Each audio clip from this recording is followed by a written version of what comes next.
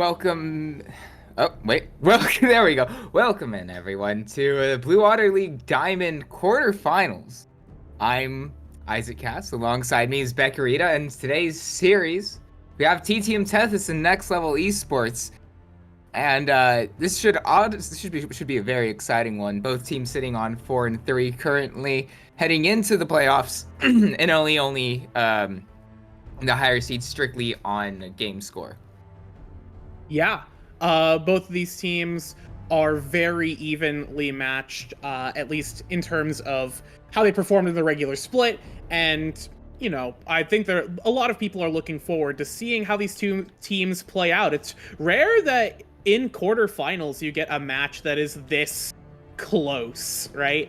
A lot of times quarterfinals just feels like, the two teams that are really good just kind of bully on a couple teams that are less good. But today we do have a really solid match between these two, and I'm looking forward to see what they bring to the table here in the draft. And it looks like first up is Varus on the table. Yeah, Cheeto, a fairly big Varus player. However, Jinx, think of ADCs being left on the table. I think we may have blundered draft a little bit by leaving Jinx open for Red to pick R1. Maybe. Jinx definitely. It's no longer rising in popularity. I mean, we've been here with Jinx being probably the premier ADC pick for the last month or so now, if not longer. And that being said, pairing up with Nautilus for Varus, I do like Nautilus in general, but layered CC, especially at level 6, can be a lot of kill pressure. And if there is a bot lane that you do want to kind of pressure out, it is Epic Fail Guy. So far this season has been he's been the cornerstone of the success that TTM Tethys has had. They live and die by him. Mm-hmm. Yeah, and looking further at the draft here, moving on, we do have the Nautilus and Mordekaiser getting picked up, and the support, the Braum, will be the pairing to go with the Jinx here. I like Braum in a lot of situations. I think he's definitely a good response to the Nautilus in particular. But in terms of like Jinx partners, I don't know. It's fine. I can't really complain that much. It's Braum. Braum does what he intends to do. Can't really get much. Can't really complain about that. As we go into the second round of bans here, Garen eating a ban. Yeah, it's very much a target ban towards Volter, who is a very big Garen player, and so we love him for that. Yes, of course. Yes, we love Garen. We all love Garen. I mean, you just it's so satisfying to just walk up and then shout Demacia at somebody. And then you just kill them to death. Yeah, it's you kill. But anyway, back to the actual draft coming through, even though we won't see Yone or Aurelion Sol very targeted towards that mid lane. Kassadin again targeted, however, got Talon selected in for Next Level Esports, and I like this. Huasol, Talon, it's like bread and butter. Yeah, the Talon is definitely one of, as you said, it's a preferred pick here. But I will say, in terms of playing into Talon, I can't imagine you really see Talon a lot. Either in solo queue or otherwise. He's definitely a champion for one tricks by one tricks, right? Really doesn't have much of a player base outside of that. So I'm interested in seeing what this Talon can do. It's I assumed the next statement. That non-picks of Renekton, by the way. Okay, Renekton. Yeah. All right, interesting. Yeah. It's a fairly safe blind pick for the side of NLE, and so it's a bit strange that countering it that TTM Test would go Ornn outside of the fact that we're playing for the Epic Fail Guy pop off, which is not uncommon for TTM Tethys to do. Yeah. Is really the extent of that one. Yeah. And you know, sometimes you just want Ornn on your team. He's a good champion. Yeah, definitely going to be able to create a bit more disruption, especially because with that Renekton being locked in, this might be a surprise to those who don't know Next Level Esports, but Echo is a very big Mordekaiser jungle enthusiast. Oh, good. So I didn't want to give that away too early, but if the Renekton pick, it's like, oh, hold on, what's the Mordekaiser doing? Well, actually, Echo, being one of the not our premier jungler in Diamonds so far in the regular season, still one of the more highly rated ones. In fact, has pulled that out on multiple occasions. So it shouldn't be too much a surprise for TTM Tethys, assuming they did their homework. Yeah. All right. Well, looking at these two drafts, I know you have your pick'ems that you have for this game, but looking at the drafts here, which one do you currently favor personally? If we're not including name tags, I think we just have to go TTM Tethys simply because of the almost conventionality of it. It's the orthodox play. I also struggle to see how Talon finds a way onto Jinx, especially with Braum as that pick. But you know, if we're going by personal biases and and the players' favors on these on these picks, I'm going. It's totally not to do with my pick'ems. Next Level Esports all the way. Sure, of course. Yeah, of course. No bias. No bias whatsoever. And as somebody else who is not biased, definitely not in the pocket of big TTM, I will say that I was trying to think of how can I justify that TTM wins this. And honestly, the thing is I like TTM's comp. It's very standard, very straightforward. You have your Ahri, who is good, who is very reliable, safe mid laner. You have your win condition in the Jinx. But otherwise, it's just kind of standard, and that tends to be what I like to favor. However,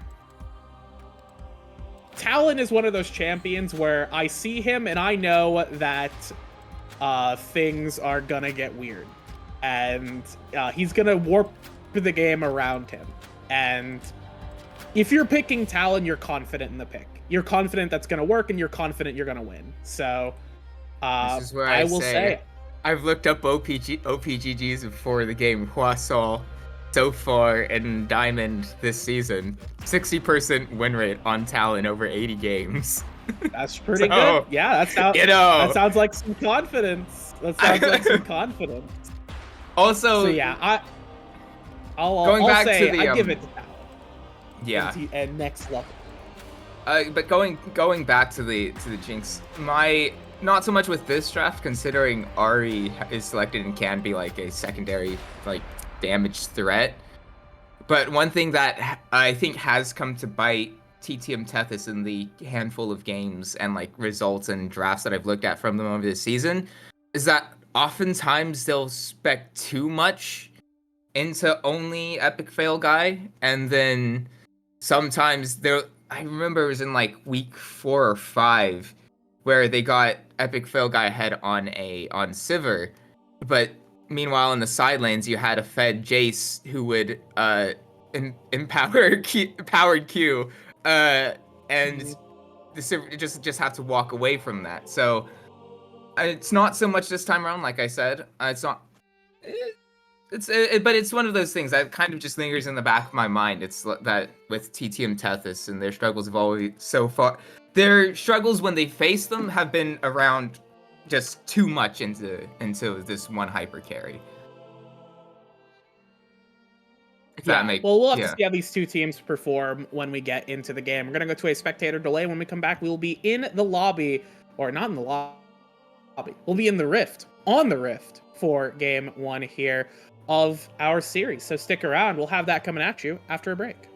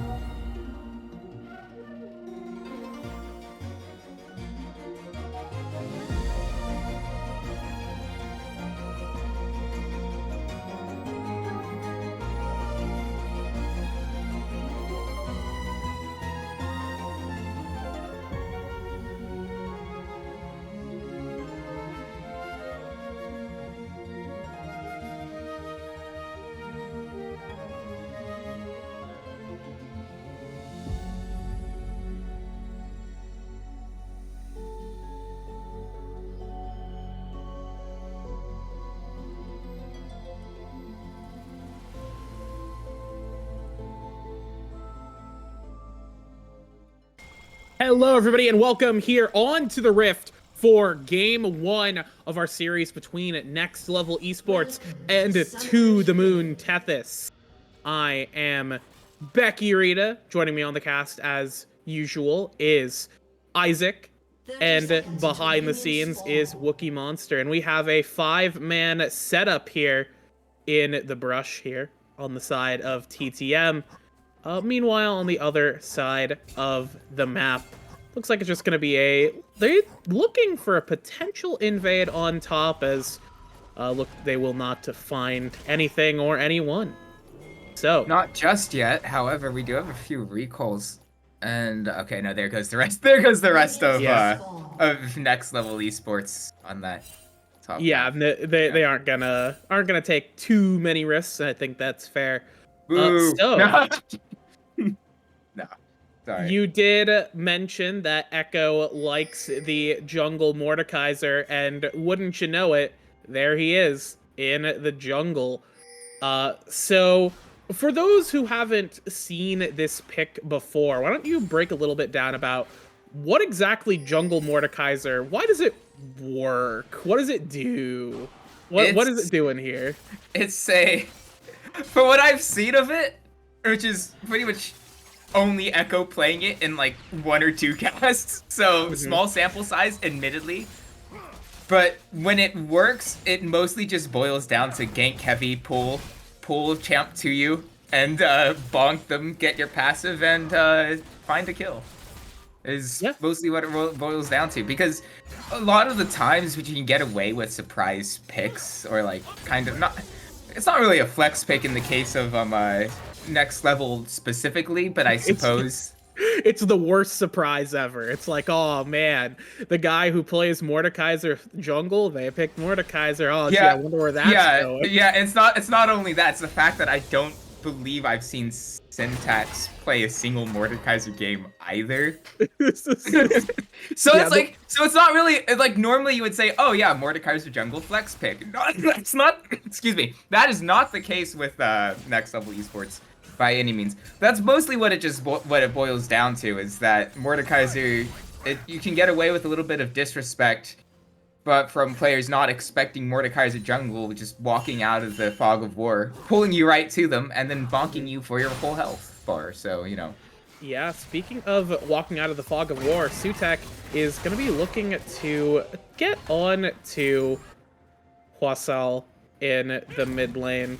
Doesn't find anything. We'll go and finish clearing on the bot side here.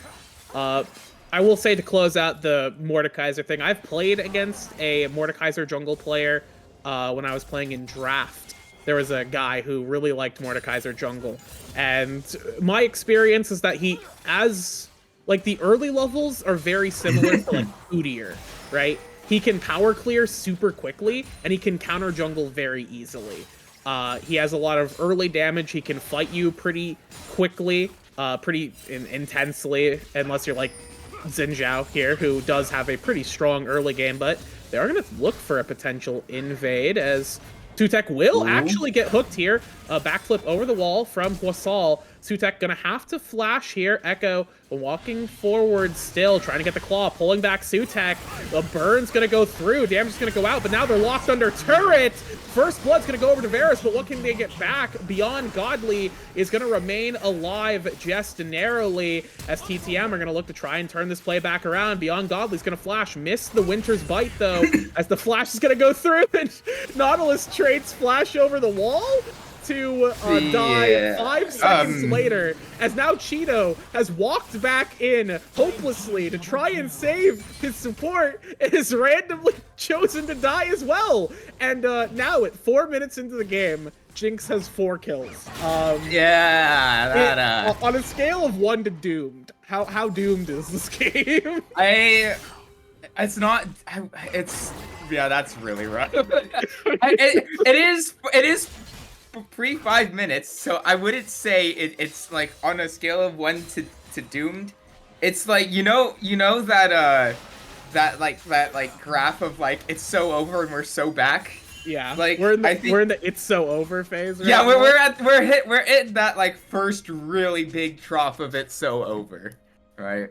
Now, unlike that, like unlike the meme graph, I do believe that with how Epic Fail Guy and TTM Tethys as a whole has performed this season, I would I would suspect that they should be able to close it out from here if they, don't get too far ahead of themselves. I think mostly it's just it wasn't all that bad from TTM Tethys for the first like 10 or so seconds. But then the flash over the wall from from was it M1X and then Cheeto, like at that point you got to get out of there. I was thinking it wouldn't be so bad because if you notice initially it was double buffs on Cheeto. That would have been mostly okay with a full health bar, but they gave, as you said, not only is it the 4 kills, it's also the double buffs that went over to Epic Fail Guy.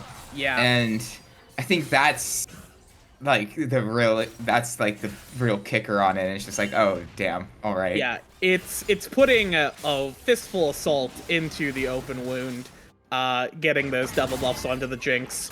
But again, as you said, it's really early in the game, and the gold swing wasn't actually that massive. It will put a lot of gold into Epic Fail Guy, but that is only one gamer of 5. And 80 carries, you may not know this, die very easily as Beyond Godly's gonna get hooked. Cheeto gonna step aside, dodge the Winter's Bite there from Beyond Godly. As it looks like they're still gonna try and set up something down here in the bot side. On top, we do have a little bit of trading between Ornn and Renekton. Very slow lane.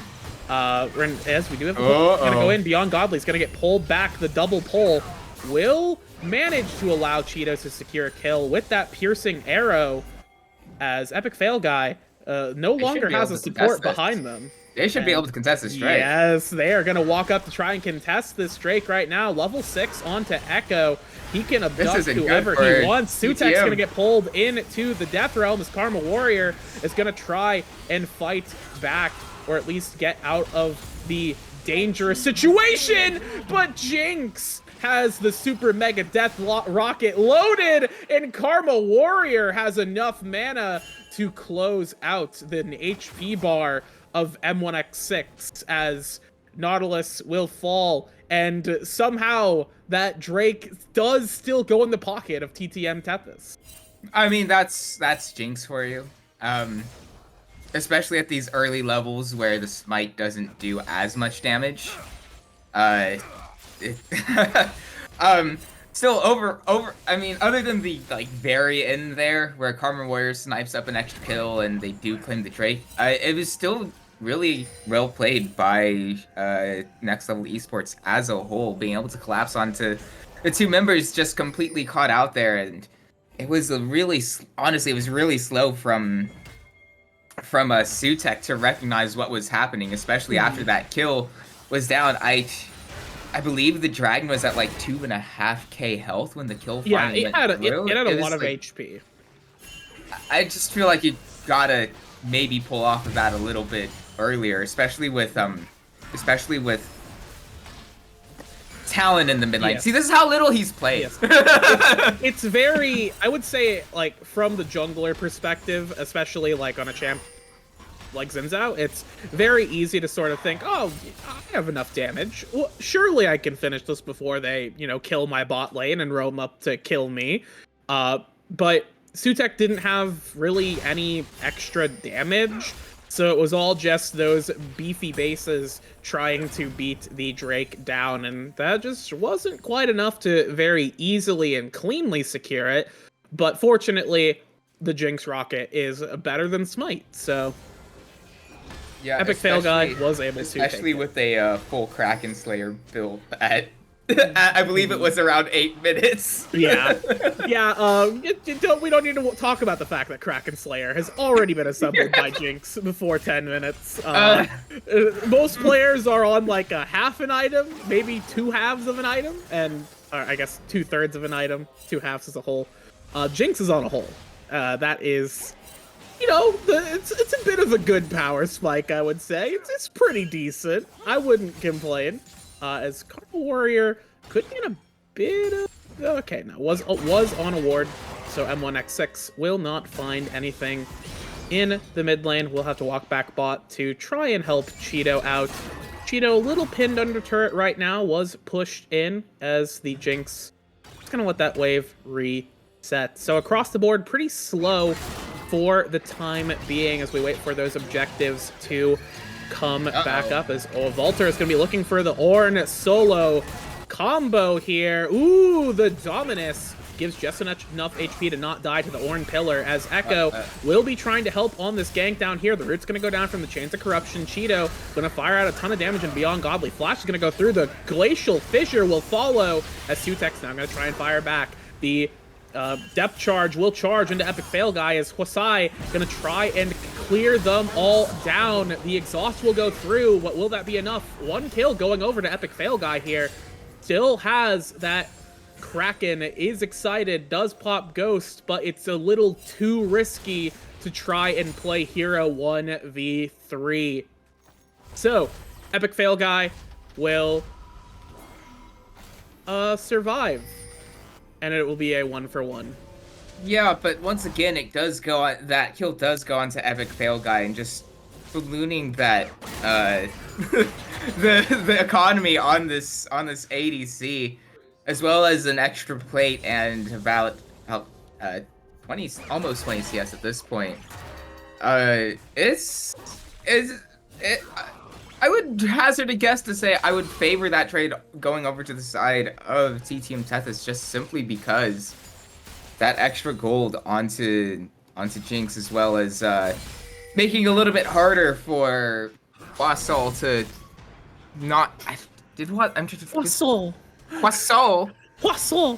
It's a great name. Sutek's gonna get pulled back here. Echo gonna take a little bit of damage here. The Wind Becomes Lightning will allow it to further engage. Karma Warrior's on the pinch right now. M1X6 will be going down here. Echo in the death chamber, trying to send Sutek to a death chamber, but will not take down the Xin Zhao fast enough as the death realm falls. And Mordekaiser enters a personal death realm as the great Crescent Guard from Xin Zhao will prevent Poisson from getting any more. And Valter88 will breathe some fire and will really toast that Poisson in the mid lane, sending them back as well. As right now everything's going up TTM Tethys, as the Drake will go their way as well. Yeah, that's I mean, I feel like Poisson would have to known that was going to happen. Yeah. Especially having played as many Talon games as you do. Oh wait. No, M1X6 is just gonna get stunned and obliterated here. The depth charge will go, but it's not nearly enough, and that is just Nautilus from behind the struggle session. Any support knows what it feels like. You're kind of just the death fodder at that point. It is quite unfortunate. But what is not unfortunate is the fact that it looks like Next Level will get the consolation prize of 5 grubs. Yeah. Yeah. Even in their victories, it's still sad. It's just oh jeez. Yeah, that's rough. Ooh, Poisson looking for something. Okay, yeah. No, we're fine. Ari's fine. Spirit Rush, LOL. That does mean that for the next few seconds, I mean, it's a low enough cooldown, right? This should be fine. So those 2 charges of it. Yeah, we're good. Yeah, no, I mean, it's slowly kind of crept from bad to worse over to the side of Next Level Esports. Poisson, I really like this pick as a fun player specific pick. And I was hoping that it would work out, but my suspicions of I didn't necessarily mention the Xin Zhao and the Crescent Guard, but that was just in the case of this time around, like the highlight of the struggles that Hwasong will have into this comp. Being said, in 1x, never mind. Yep. Yeah, and I think the Talon sort of highlighting it as this, big pick is like, ooh, this could be something good. The thing about these kinds of pocket picks that are very much not meta is the fact that they're not meta for a reason, right? And we're seeing a lot of those weaknesses that Talon has come to play in this game as Karma Warrior's going to get hooked up. We're going to get a full CC chain on to the Ahri here, but it's just going to be a death chain on to M1X6 as the Herald will be down to 12 HP, 12 hundo, as Echo will not be able to get that smite. And now we'll be trying to get something on the backside here, but does not want to think about contesting this Jinx, who is now at 2 items. With 2 full items. Yeah. Yeah. At what was before 16 minutes, if I tracked like my head in my head, it was probably like, it was around 15. Yeah, like 15, 30. 15, 10, 15, 30. Yeah, Sutek's gonna get... No! Flash dodging the Death Chamber as Echo will get taken down super easily here. Here comes the TP in from Ornn. He's gonna call his train. Choo-choo. That's 2 down now for TTM. The lockdown under tower will get 1. Now Syntax gonna try and get out of this one, having to dip away as they do manage to get 1 back on the Sutek, but their HP bars are looking critical right now as Cheeto taking pot shots here and getting hurt by them for sure, as the piercing arrows are just going to be a little bit of a parting gift to TTM Tethys as they claim another outer tower and now going to potentially claim an inner tower. Karma Warrior going to greed for that one, but will be fine with the Spirit Rush as TTM Tethys once again get more victories out of that play than defeats. Yeah, I mean, really the most one that, really the only, like, downside there was that Sutek, Crescent Guard doesn't block tower shots, but, I'm fairly sure they're fine with that exchange, considering you take a mid lane tier 2 to further push open this map, allow you to start to choke out, next level esports just that little bit more, and, this is exactly what TTM Tethys wins look like of just about every single time. Is that epic fail guy gets gold and they win. Flawless strategy. 80 carry, get gold, win. Yep. True. Yeah, it's like that peak easy. It's peak RNG, honestly. Yeah, you know, it's sometimes all you need is just one good player with all the money and all of the friendship, and that is epic fail guy across the season and in this game 1 here, getting a real showcase of what TTM Tethys' strengths are. We'll have to see if Next Level can show us their strengths, either as they potentially turn this game around or as the series continues, because right now they're about 6k gold down, missing out on a ton of these objectives here, as Baron is not even spawned yet. We are still at 1830, as Karma Warrior could potentially just, you know, dip away and say, I think did more damage to Poisson there off just the backside of the Spirit Rushes with the Malignants, which is great news. Your choice to make Croissant French is immaculate. The thing is when I pronounce a player's name wrong, I either fix it or I make it worse, and I've chosen to go worse this time around. It's just gonna get horrendous as the game continues, but that's neither here nor there. 40 seconds on Baron. Jinx, because the Jinx is so accelerated, this could actually be a potential early Baron angle. I honestly would risky. almost expect it to, because I mean they just took Rift Herald. That should be in the inventory at 20 minutes. Yep. I would almost expect, if maybe not a force, at least a bait for TTM Tethys to run through this dark forest, or I guess jungle. I've been reading too much hard science fiction recently. mind that one. But I mean, if you're on the side, as soon as this control word goes down, no more Scryer's Bloom. I mean, how do you even walk in on the side of Next Level Esports towards this Baron. It's I mean, they don't necessarily need to start it up at 20 minutes, but I would suspect that they could at the very least, like, maybe not show themselves as much in these side lanes and just put doubt in the minds of Next Level Esports and force them to make a really ill-advised play, as it were. Yeah. Like and this. Yes, we do have the Baron rush here. Nobody even close to the Baron to contest it, is it? It is actually just getting obliterated here. Yeah, that's just going to be a very easy Baron take. No even potential contest, as now TTM Tethys have quite a lot of momentum to go crazy here. The Ornn items are now coming into play. I believe Ornn got his at 13, and now we have another one gonna be able to be distributed once he finds a friend.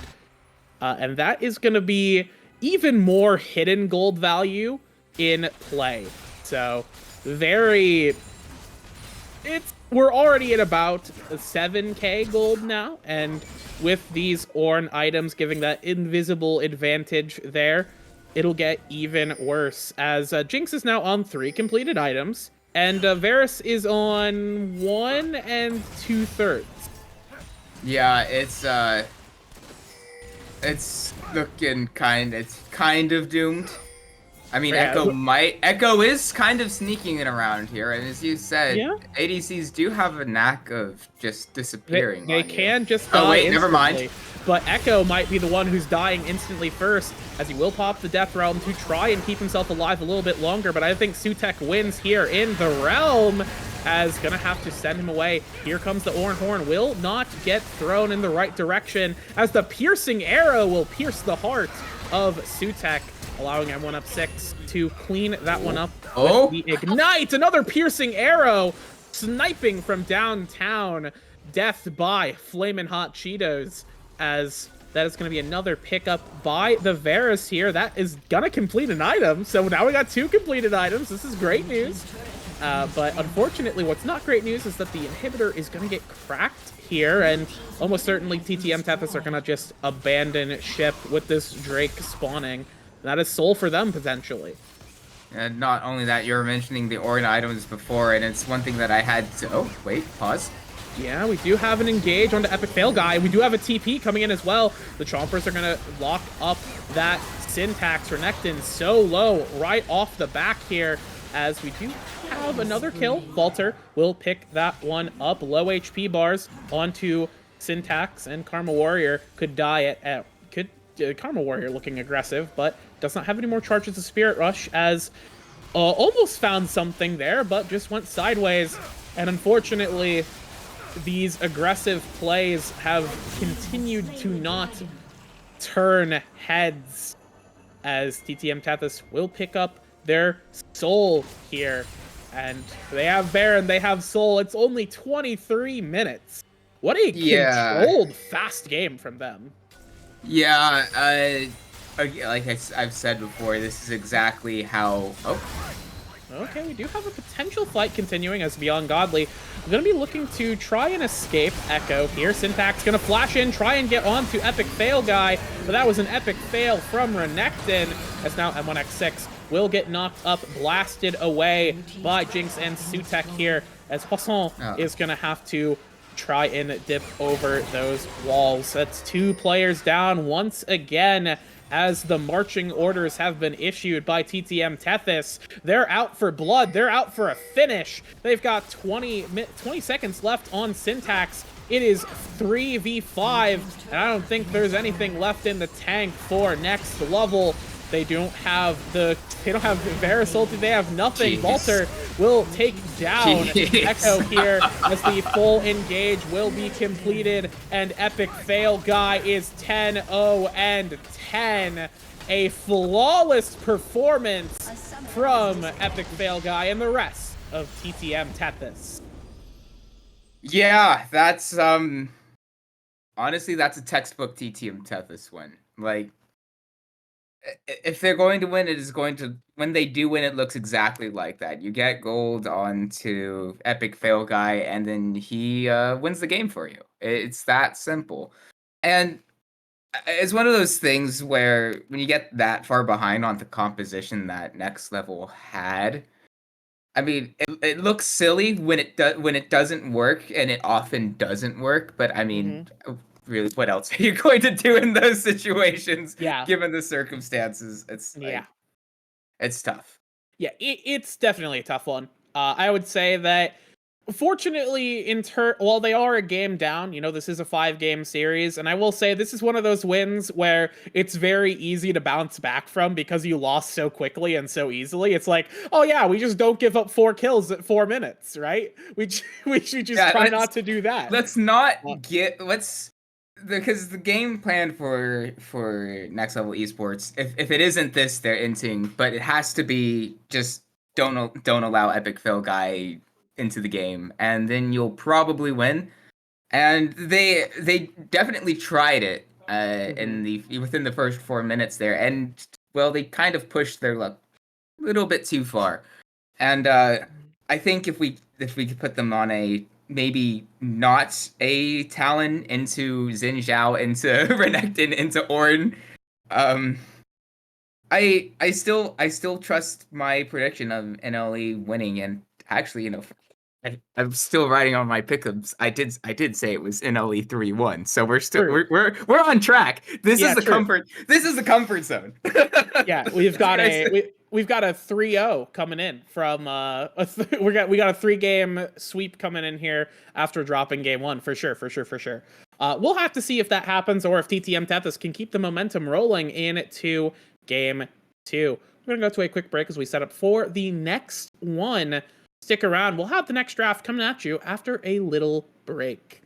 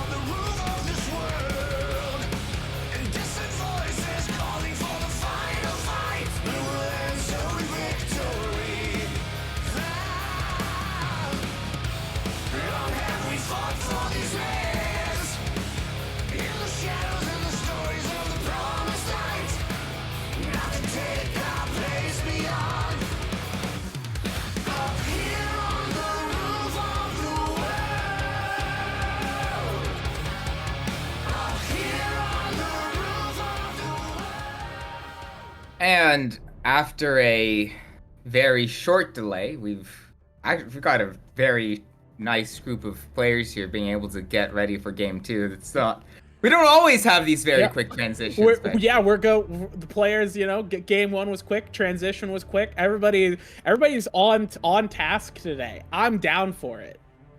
As somebody who is nervously watching how long it takes for their alarm to go off the next morning for these late night casts.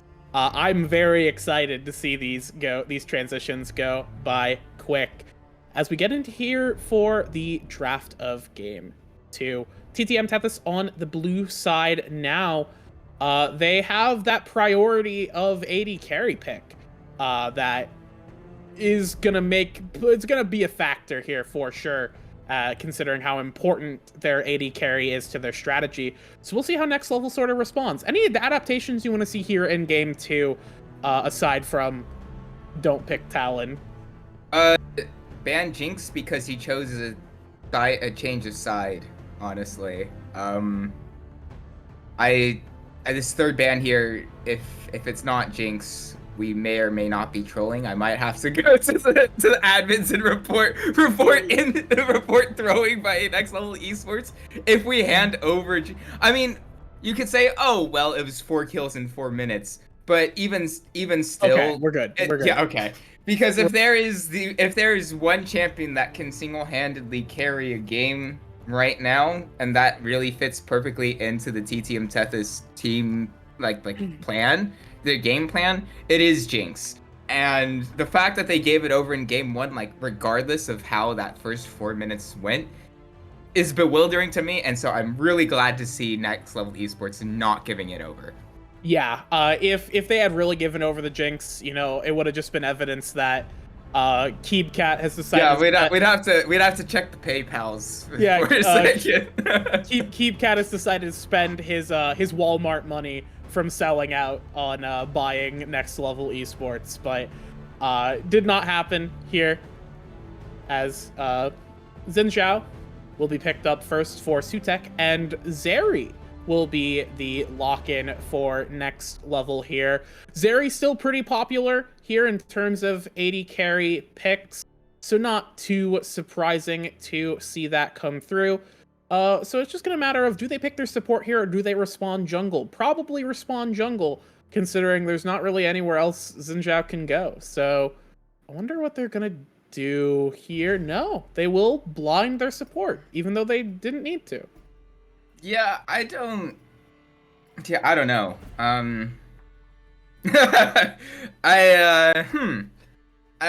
mean, I guess you get the heals for the Zeri to just run around and pew pew pew and get a pentakill for that. We actually don't have a pentakill yet in Diamond, so there's a champion that can pop off. And at TTM Tethys, though, this is going to be epic fail guy on the Ashe, which is going to be, it might not be the typical hard carry sort of champion that you think. However, the TTM Tethys wins with Ashe have been from very lane dominant performances once again.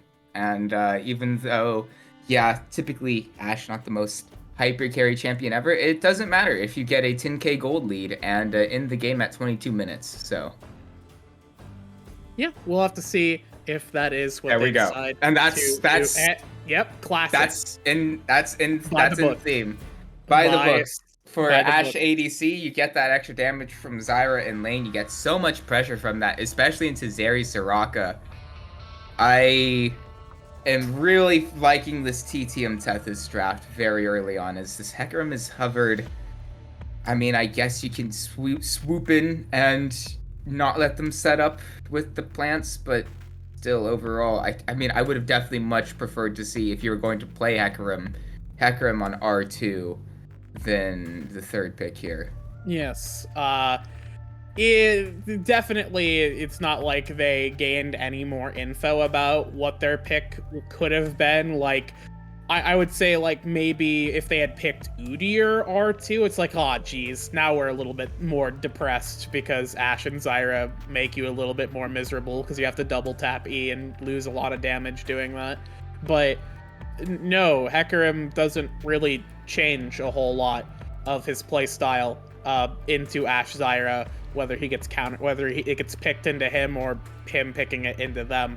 So, you know, these are like little things. We can nitpick draft all we want, but this is the game they've decided to play, and TTM Tethys have decided to ban mid laners, as Kassadin and Ahri will fall. That blind pick of the Ahri will be taken away from Next Level. So no real safe blinds here. They're going to have to give over a counter pick to TTM Tethys. So it's just a matter of what do they value more in giving over. And it looks like they are going to pick up that Volibear for the top lane. Unless we have like a mid lane horse for some reason. Which surely, you know, if Talon, you thought Talon was good, mid lane horse. Now we're talking. Yeah, considering that TTM Tethys have rarely spec'd into it like top lane carry, mostly you see a lot of Aura and a lot of Cassante. Blinding the top lane here, even though it's a bit unconventional, you play to your opponents, and I think blinding the top lane here on R4 is definitely the right choice. Set is the closest thing to a carry that I've seen Volter play, and I don't hate it, considering into Volibear you can just eat that damage and then, press W and do 50 bajillion back.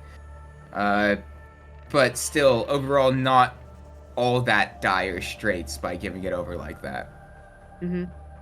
As we have the Annie and Set locked in, and the Akali Insta from Next Level Esports. You thought Talon was good.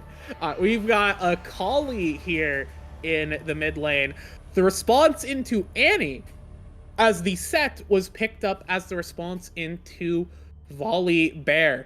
I will say, Set is, in terms of laning, I can't necessarily say how that matchup goes. Probably Volibear favored because he wins like every lane. He's super strong in lane, so he wins most of them. But in fights, Set is a very classic man to pick into Volibear because he gets huge, jumps into your team, and then you just pick him up and put him back. So, Set, I do like that pick as a response, and I'm excited to see what they do with it. I once again really like TTM Tethys' comp here, but the Akali is certainly fascinating. Yeah, I'm not as concerned this time around for an assassin mid lane pick on the side of Next Level Esports, mostly because there aren't as many no buttons on the side of TTM Tethys as there were last time around. Plus Akali, I just generally can have a lot more options in being patient and like keeping your distance before closing the gap in comparison to Talon. So I don't hate it as much in the circumstances, even if the game 1 performance from Hwasol left a lot to be desired. I can see the angle this time around. Yeah, I do think that Akali's just a better champion than Talon. She just has better buttons. That is unfortunately the nature of Talon, is his buttons are terrible.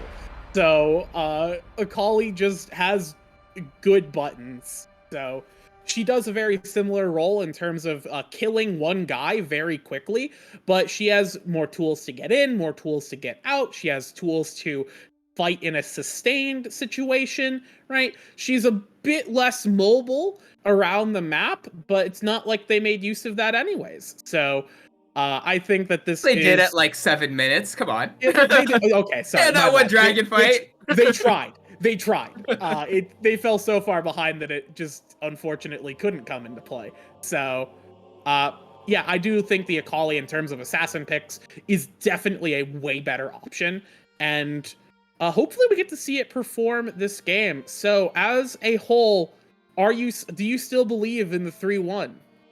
I believe in the 3-1. I believe on the Hwasol pop-off. Okay. Not only last time around, I did hype up the Talon pick, mostly because we don't see it, but honestly, that was, like, the only reason why I hyped it up, because we don't see it. It could don't worry about it. This time around, I do actually believe that there's a lot less, unless if, like, you would have to have, like, Xin Zhao, like, you'd have to have Sutek just sit back as, like, a peel for, I mean, Ashe? I mean, unless if we do, I mean, this is T-Team Tethys there, do you have Ashe, Zyra, into Zeri, Soraka?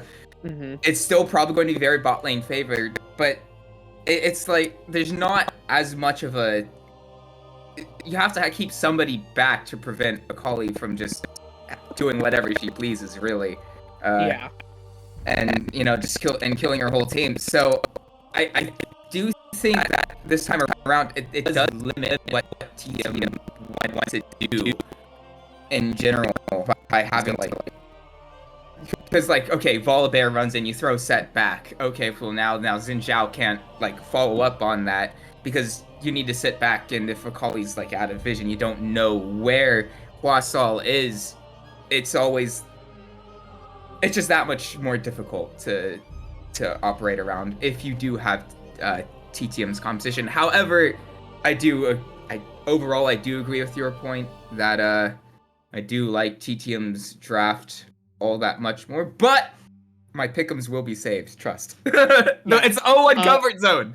Yes, I believe I do like the concept of next levels comp. This kind of, they have Zeri who's really good at fighting front to back, and then they have Hecarim and Akali who are very good at fighting back to front. So they can kind of try and pinch the comp of TTM Tethys, especially because, as you pointed out, there really isn't a whole lot of peel aside from what Ashe and Zyra provide from themselves. So if all of those abilities are utilized haphazardly, that can provide a very easy situation for either Hecarim or Akali to go in and blast away the back line. And then it'll be, kind of just not a whole lot of damage otherwise. So I do think that there is potential with this next level comp. And you know what? I had to prove I'm not a paid shill for TTM. I will once again predict that I believe in next level here. I believe in the horse and I believe in Akali. So that'll be what I say. So we're going to get a tied up series. That or TTM will get close to match point so soon. With that said, we're going to go to a quick break for the spectator delay. When we come back, we will be in on the Rift for Game 2 of our series here in the quarterfinals of the BOL Diamond. So stick around. We'll have that game coming at you after a break.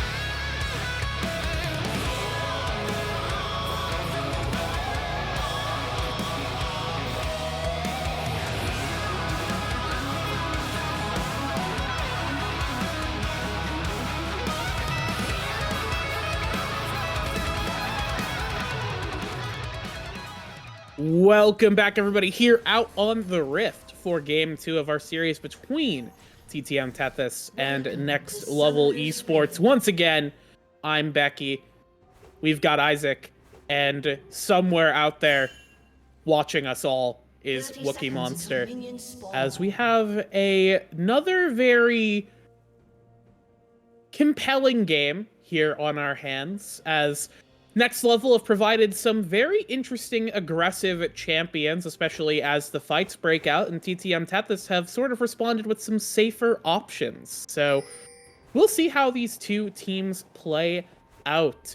Anything stand out so far here as our teams are doing a standard 5-point line of scrimmage? Well, I think it kind of may have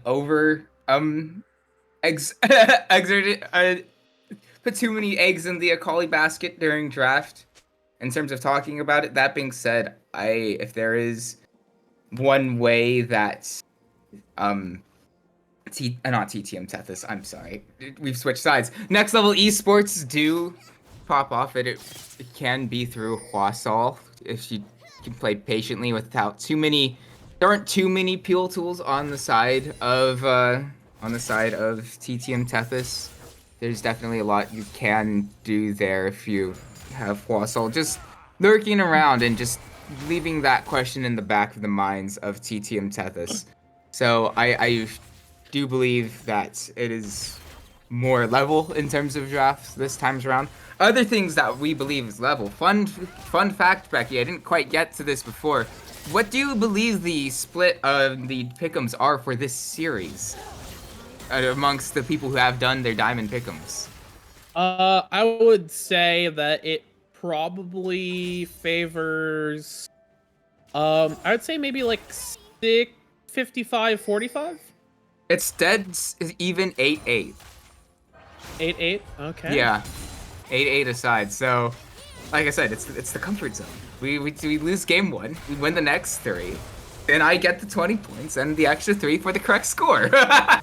No, but that being said, it's one of the things that, I mean, in the regular season 3 weeks ago, these two teams played against each other in a best of 3, and they went 2-1 and had quite a few even games. And once again, the games that TTM Tethys won in that 2-1 victory, they looked exactly like or maybe not exactly like game 1. They weren't all 24 minutes, but they were similar in the fact that they were very much bot lane pop-off games.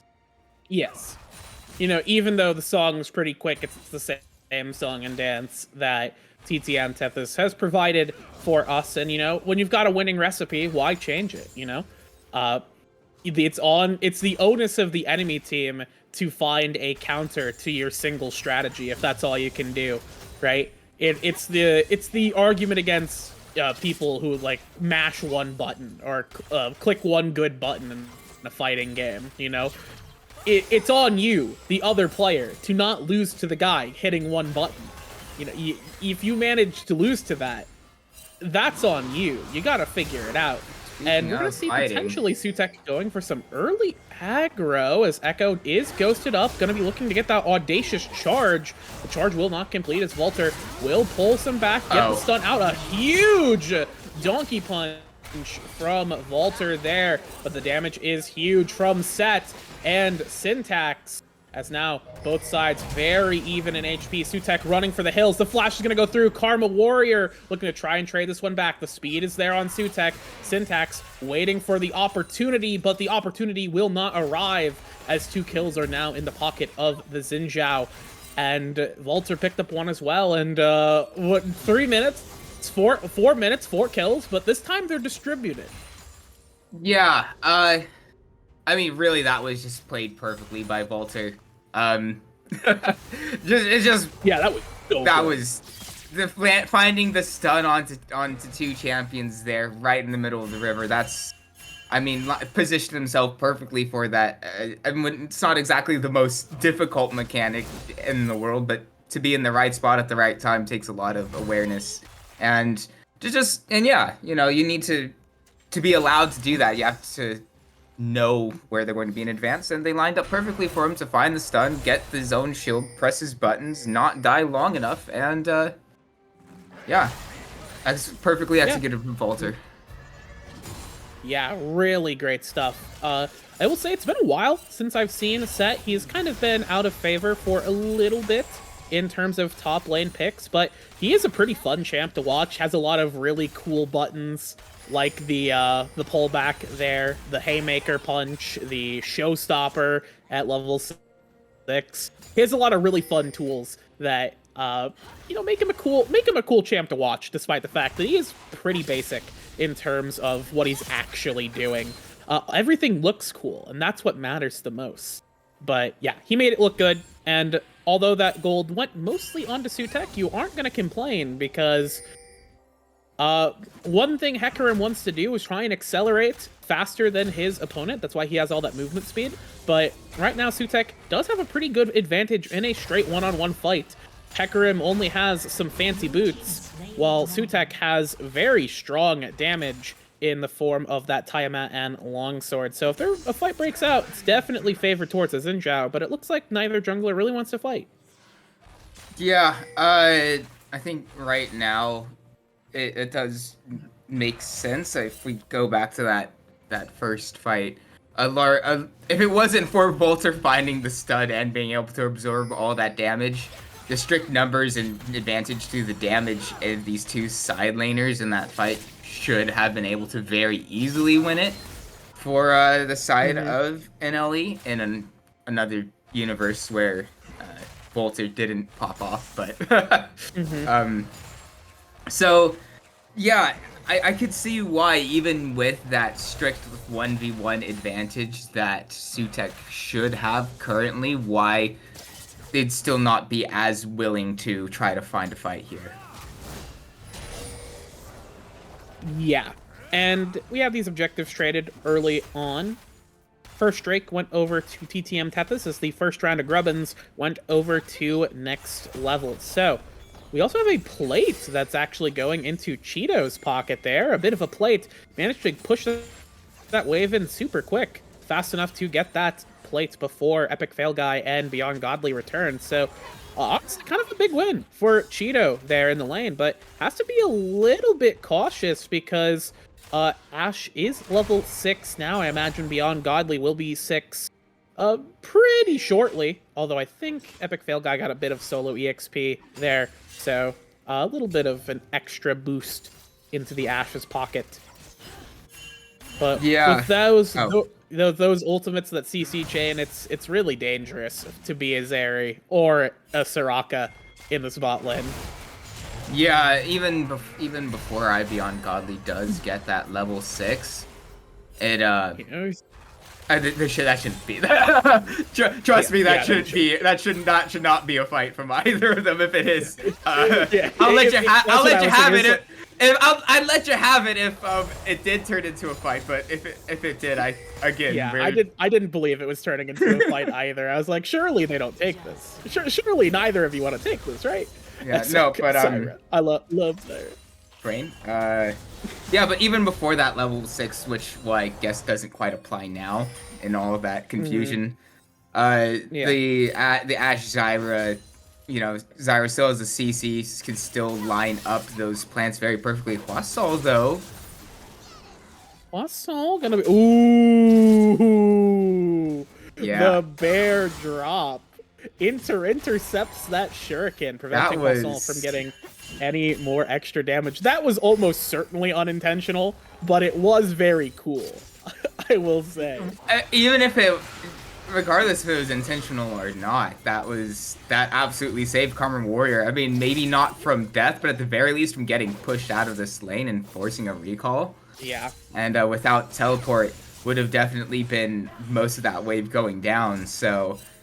So whether or not it's intentional, it was absolutely massive from Karma Warrior. Yeah, you know what? I'm gonna start believing that was 100% intentional.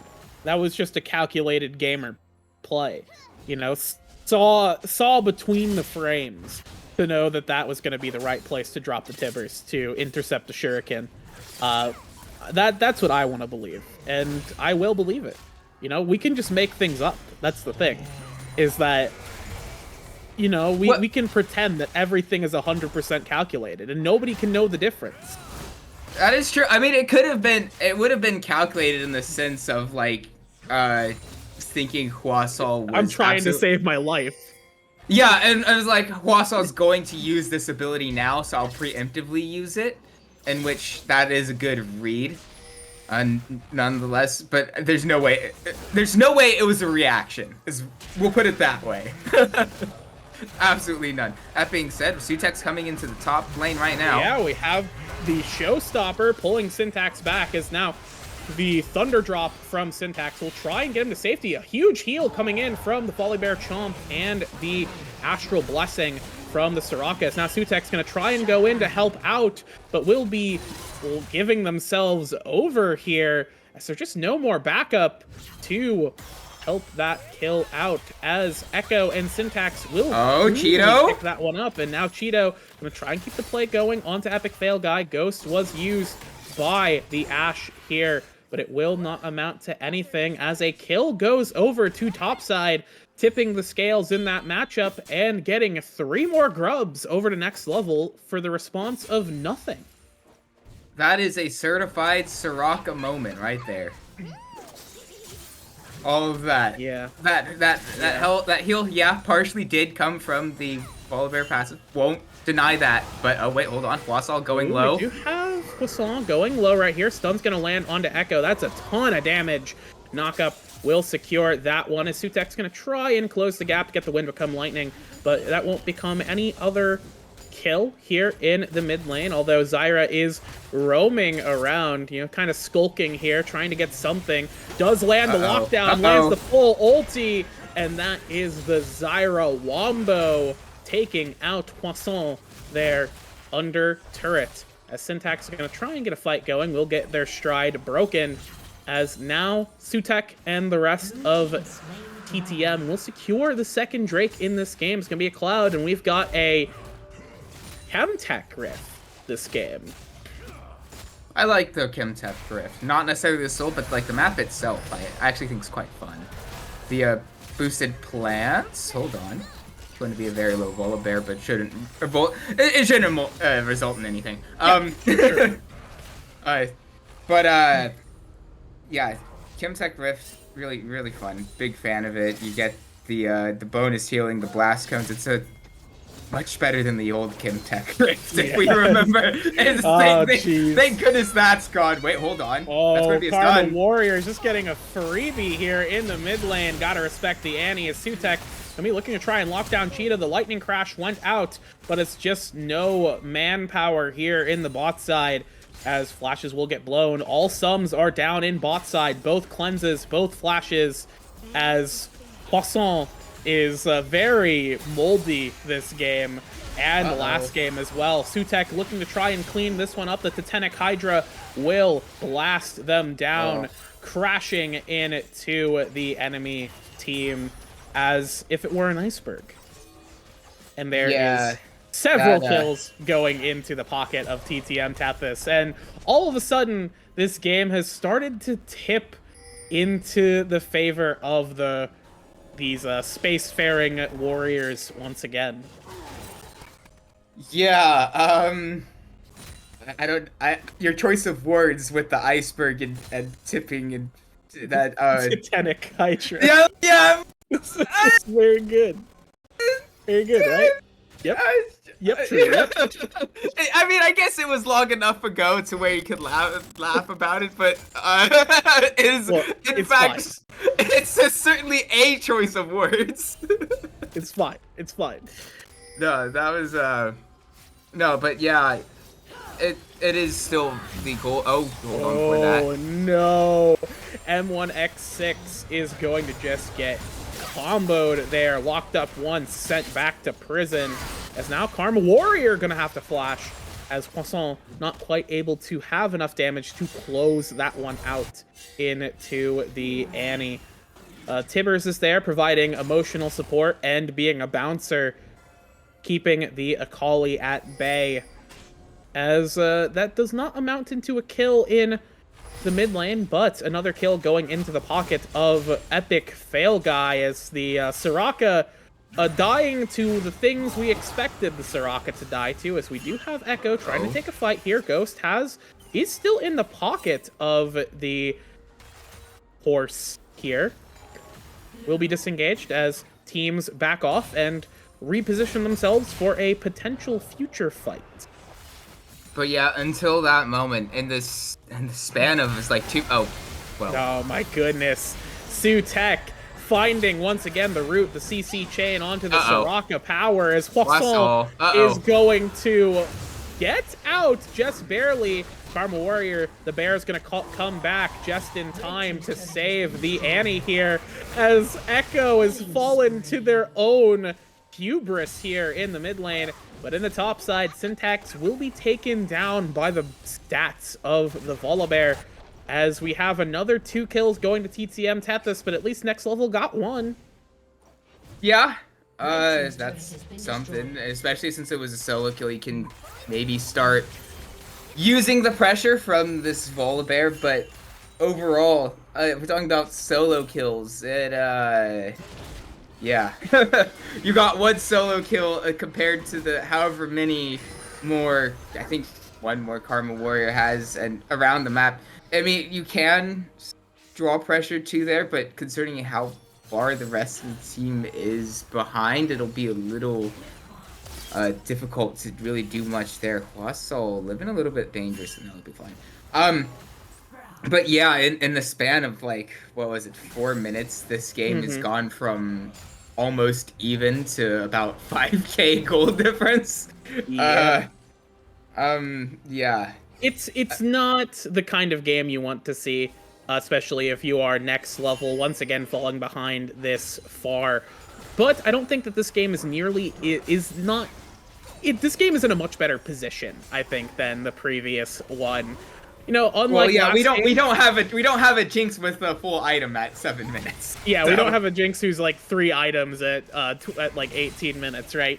Yeah. We actually have a more even distribution of the gold on the side of TTM, which, sure, that's good in theory, but it also means that Karma Warrior could be in danger. Karma Warrior. Here. We have a stun gonna whiff here as we have 2 TPs gonna be coming in. Walter gonna try and help out Karma Warrior here.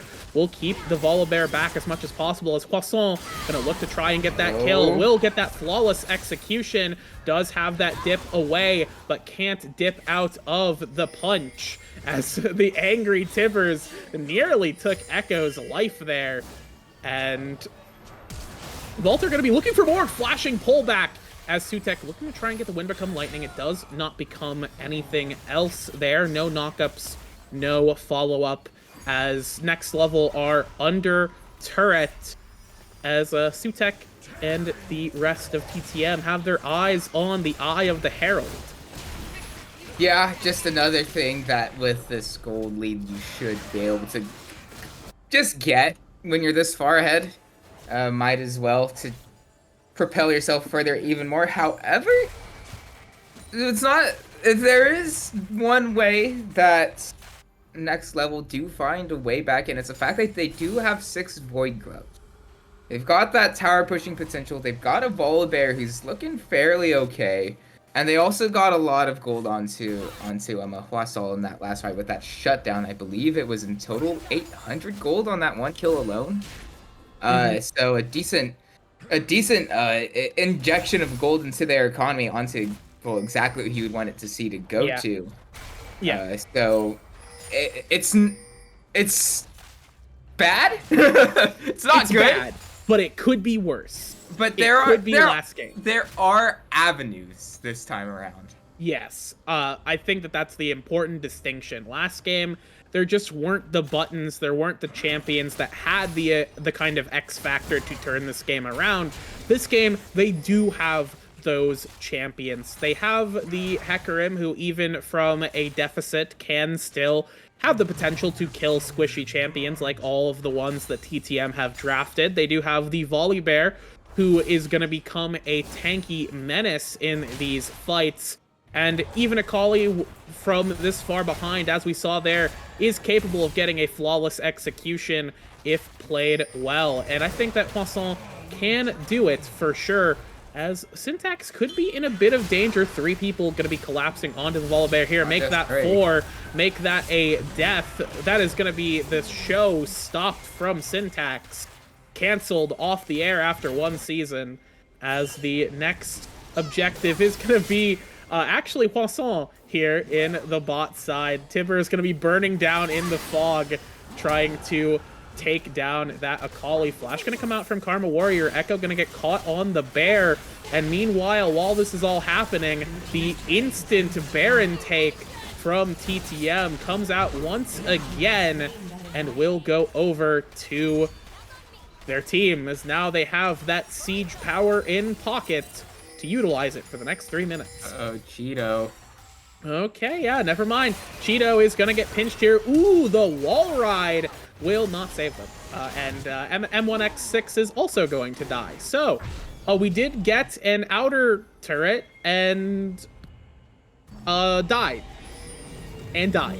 Yeah, not ideal. I mean, I guess when you're this far behind, you try to push what you can. Maybe if you get 2 mid lane towers there, the 2 objective bounties would have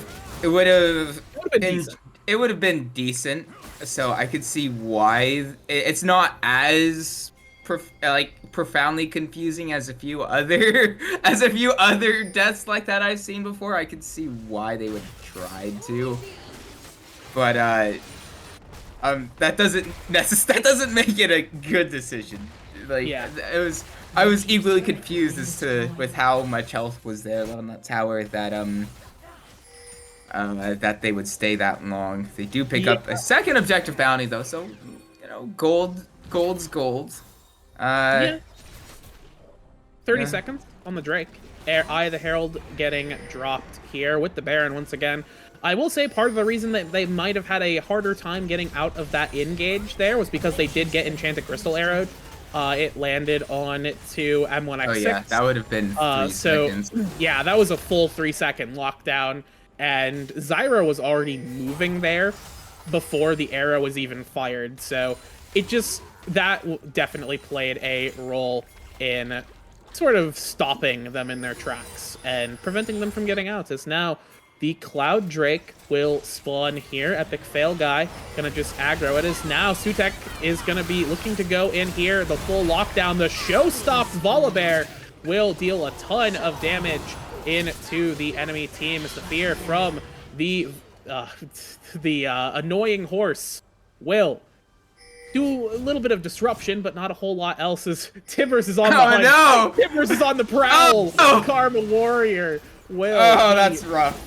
Karma Warrior gonna get mauled getting mauled by Tibbers there, as next level that fight actually was a bit more even than you would have expected, but the winners are still TTM Tethys, as they win the Pemtech Soul and now have Soul plus Baron here at 24 minutes. I feel like I've seen this game before. It was last game, but this time it's Karma Warrior in the driver's seat, not Epic Fail Guy. Yeah, and I think it's good that we see a little bit different style of play coming out from TTM Tethys, especially because that was my biggest doubt about them coming to the series, was that up until now they've been very their playstyle has been very one-dimensional, and the fact that they can show a different angle to their M1X. Oh my goodness. The cleanse will come out, but those slows are forever. Poisson gonna try and lock up Karma Warrior here. No stopwatch, but that is an angry bear who will take down Poisson in response. I'm trying to think, for some reason I can't remember Hecarim's ultimate. I like the champion. You'd think I would remember the ability. Fearing horse. Secret horse. It's Onslaught of Shadows. Thank you, Wookiee Monster. I was going to let you struggle a bit more before I gave you the answer. I appreciate the. I would not have remembered Onslaught of Shadows, even though it's a cool name. I was going to start giving you hints to like try to refresh the memory, but production saved you. It doesn't matter. Thank you, production. Thank you for bailing me out, as usual. But the question is, who is going to be able to bail out next level here in this game? They did manage to find Karma Warrior, but that is only one gamer, and they still lost 2 in that fight. They are strong here. They are 4v4. Volibear in bot side. TP actually going to be coming in. That's going to be a flank from Syntax. We're going to see what the Volibear can do. We'll lock them up. Volter going to get... Sutek's going to get knocked in to the enemy team here, but is Crescent guarded and safe right here as Poisson going to try and get something done. Ooh, the Enchanted Crystal Arrow will lock down this Soraka for Oblivion. And that is a TFT set ultimate right there, obliterating the whole entirety of next level, sending them running to the hills. The next level is the minus zone, as they're going to be -2 after this game. Oh, geez. Oh, man. That, yeah. I think that's all she wrote at this point. I mean, there's only Hwasol and Echo. Hwasol just was unable to really find anything at the start of that fight, and I mean that's mostly what it boils. Yeah, that's the game. I think that's what their chances boiled down to. If there was going to be a way back for next level esports, it was going to be through finding access onto that backline and dealing all the damage to the important members. But it turns out when you're this far ahead, it doesn't quite as matter, especially when Volter... well, yeah, I guess that's a fairly apt name for what he pulled off there. You take one and you volt right into the enemy team and apparently kill all of them is how that goes. So, yeah. It's that easy. You just kill them. How hard is it? Why can't you just kill them? Either way, good stuff there from TTM as they close out another game. This one not on the back of Epic Fail Guy, but on the collaborated efforts of the entirety of the top side, I would say. Volter, Sutek, and Karma Warrior, all 3 played phenomenally this game. Really in sync as well. Sutek and Volter especially, I feel, were in each other's heads and playing as a unit, which is what you want to see if you're going to be having your jungler on top side. You want to have the jungler and top play really well together. And I think that the 2 of them really did perform well together as a unit here. But yeah, looking at these post-game stats, the Annie damage, quite phenomenal. Gotta say. Hecarim, a bit unfortunate for sure. This is Hecarim, very unfortunate champion sometimes. If you can't get a lead rolling, you're kind of destined to the glue factory, as it were. So, any closing thoughts about this game before we go to break? I do. My main doubts from TTM Tethys were that they were one-dimensional, but the fact that they were able to find a win through an avenue that we don't normally see them do, I feel that makes it that much more difficult for next level esports to try to reverse sweep it here. So I'm keeping the faith, though, you know. Yeah, it's the O2 comfort zone. Yeah, it's the O2. Yeah, quickly going to pick'ems, scribbling out the 1, making it a 2. Guys, I hadn't submitted my pick'ems yet. What are you talking about? Quickly delete the footage. Delete the feed. Hey. No, my pick'ems aside, it's a very good performance from TTM Tethys, and regardless of what I thought of them beforehand, of them being very one-dimensional, I think especially with this game too, that they've really shown that their 0-4, their 2 weeks going 0-4 were very much, mostly probably a result from the fact that they were playing Akuma Sabers. And what else did they play? Played Akuma Sabers, and I believe it was Con Esports. And our top 2 seeds. I'm not going to lie, they were 1-3 in the last 4 weeks. I kind of had my doubts, but clearly they've stepped up to the plate and proved me wrong so far. Yeah. Whether or not they close it out, we'll have to see, and we'll wait and see for Game 3 and the rest of the series. But we will be back with that for the Next Level Esports O2 Comfort Zone. Don't go anywhere.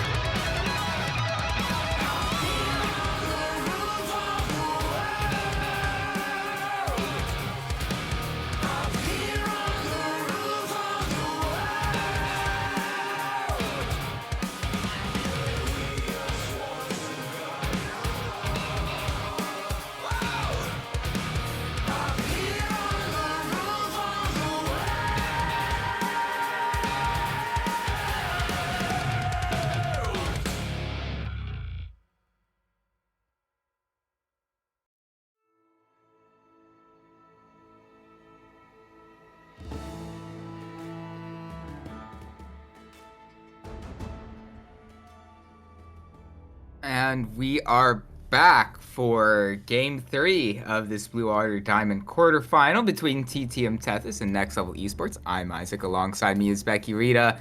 And TTM Tethys have definitely started out games 1 and 2 in a dominant fashion so far. Yeah. Yeah, it's hard to really deny their performances here because they were so fast in games 1 and 2 and really just dominant in game 1. We did see that incredible performance from their AD carry as usual, but in game 2 we saw a much more balanced kind of victory as Valter, Sutek, and Karma Warrior all performed very admirably, so we'll have to see what they do. And They've left Jinx open. They've left Jinx open. Oh dear. Oh no. I don't hate this first pick as much as I did Varus considering leaving Jinx open, but hold on, I might need to ask. Stinky. I might need to go to the Blue Water League officials and like open an investigation for Insing here because leaving. I see. You see, last game we were trying to figure out if the PayPal's cleared. Now we know they did. Now we know that again, Keep Cat's money he got from selling out just went into the pockets of Next Level Esports as they are going to pick the. I will say, Kais is pretty good. So.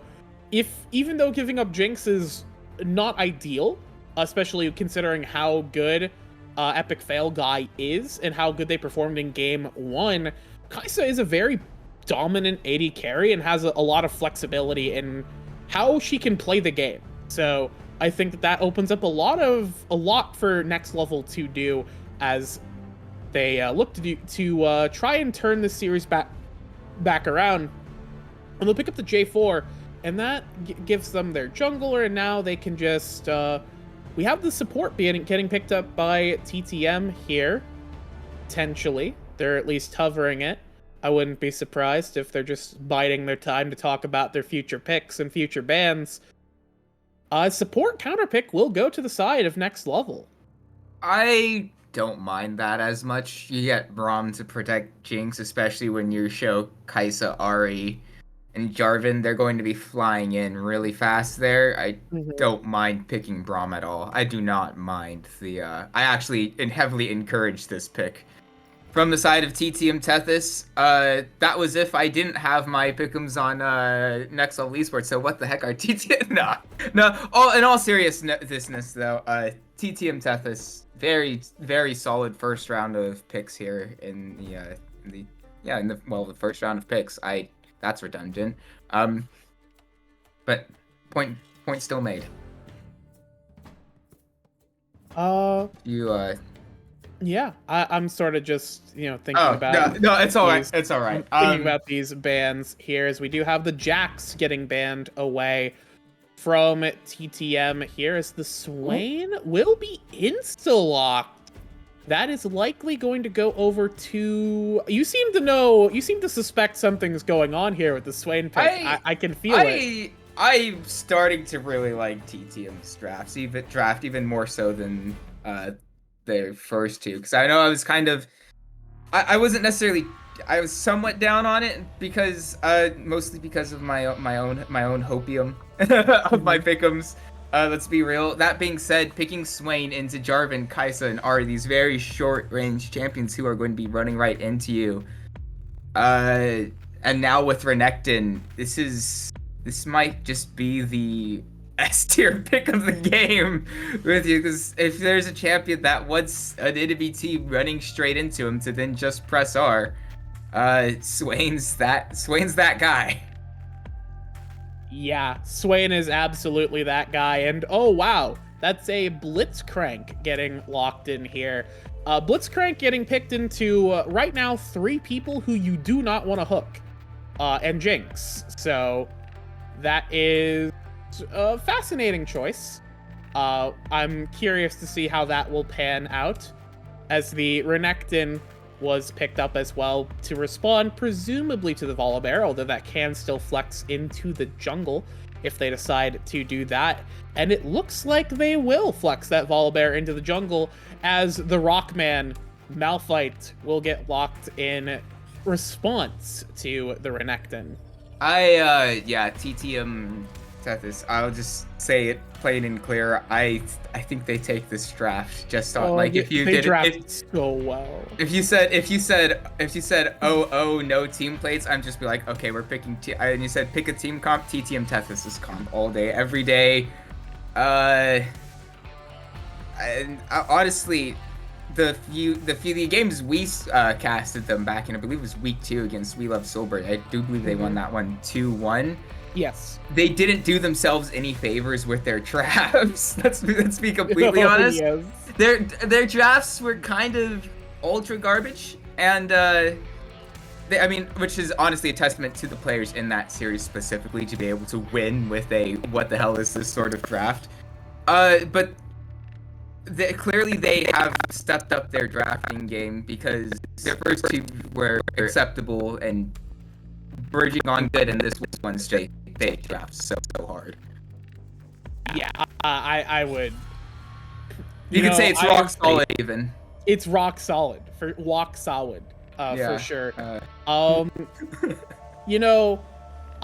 do want to believe in TTM Tethys here, but again, I don't want to be a prepared shill. I don't want to have to be a paid shill. So I have to say that it is actually, again, next level. I believe in Kaisa. I believe in the Crank here. Crank into 4 people he doesn't want to hook. Surely he's not going to want to jump off a bridge and, uninstall his OS, right? This is definitely a game you want to be Blitzcrank, for sure. Yeah. It's TTM Tethys. It's TTM. I can't even pretend. I can't even pretend. Yeah. Right? It's the only way I trying to get into the mindset of next level I think the only reason you might want to try to pick Blitzcrank here is because you don't want to run into anybody on TTM Tethys either, because Malphite wasn't picked. Yeah. That you say, okay, well, we don't want to. I mean, our team wants to collapse on somebody, but we don't want to run into the composition of TTM. Who do we get to bring them to us instead of us running into them? Blitzcrank. That's the only way I could like try to get into their minds and like try to feel what was behind it. It's still not good. Then again, who do you even pick there as support to make it good? Nothing. I feel like you're picking a tank support anyways. You're kind of stuck in that zone. You need somebody with lockdown to go with the Kaisa. Like maybe Nautilus, but Nautilus into Braum is not good. Yeah, Nautilus into Braum isn't great. Nautilus into Swain, Malphite, Volibear is not great. It's even worse. It's just so it's less so that Blitzcrank is a good pick.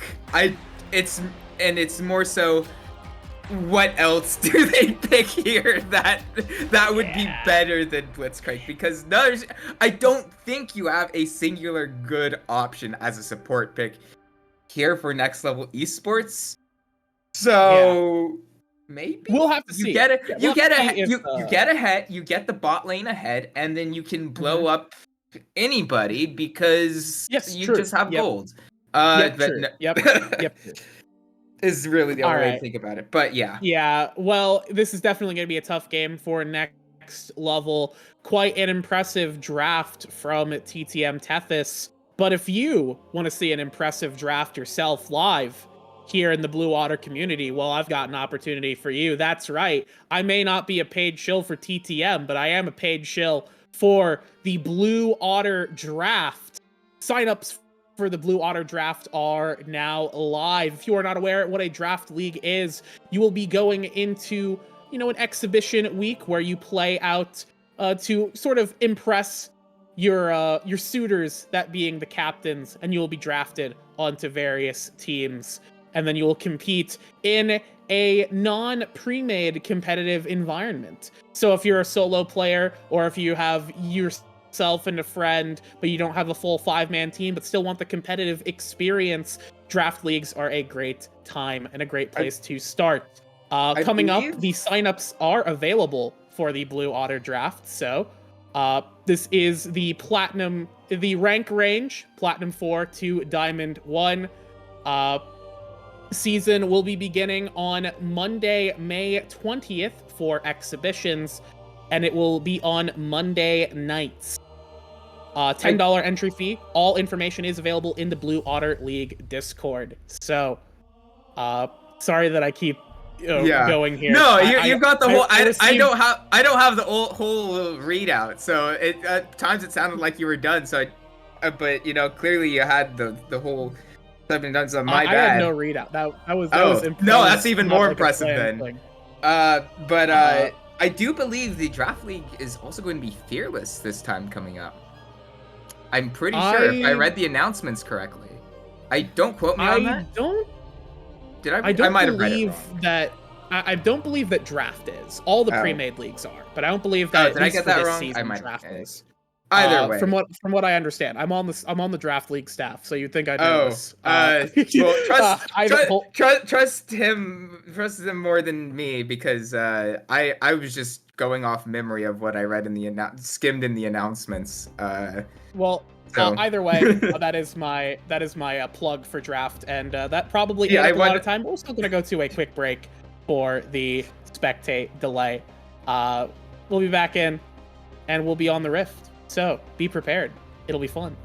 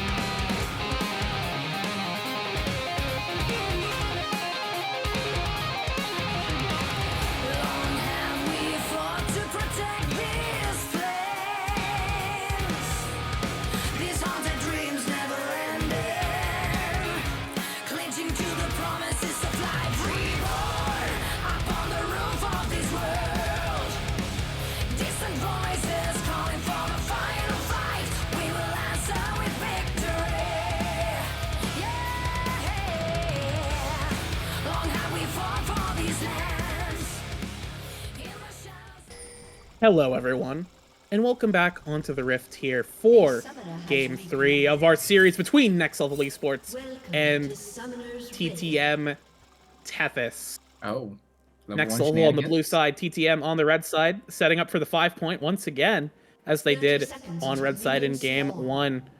Crank standing there, but he looks like that they don't want to do anything too ambitious here with the Crank. Once again, I am Becky Rita. Joining me on the desk is Isaac, and somewhere around the desk, holding the desk up with their hands is Wookiee Monster. Yeah, we didn't have the funding for the desk to have legs, so Yeah, we couldn't afford desk legs. It's actually just Wookiee holding up the entirety of the table. Very strong man. It's like Atlas holding up the entirety of the world. Yeah. Anyways. I was kind of hoping we would see some shenanigans there, though I do believe that Brahms level 1, you just don't want to interact with it if you're going into it, and that's understandable. Yeah, obviously you kind of hope that with Crank you can get something early, just because that hook is such a good tool for early game cheese, but I understand the desire to play a little bit safer here, especially since they are down.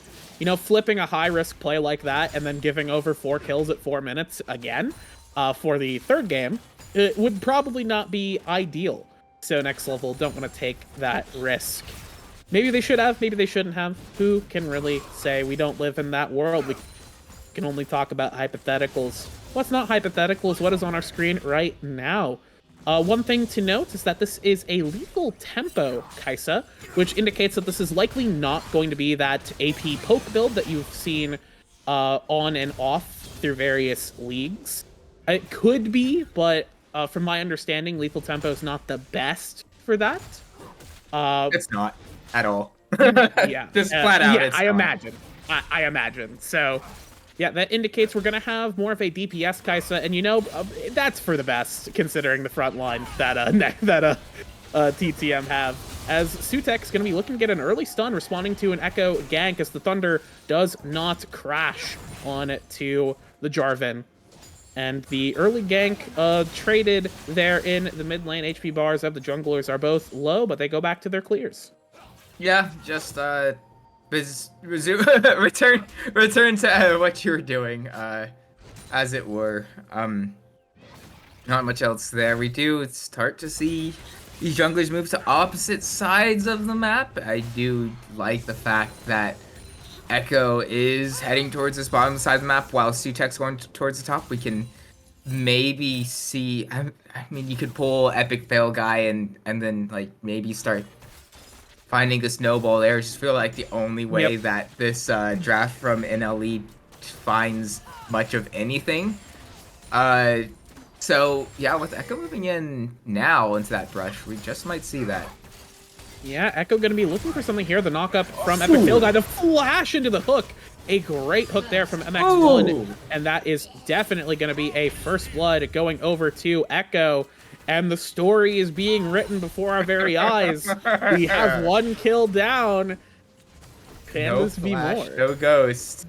No flash, no ghost, no hope? Maybe?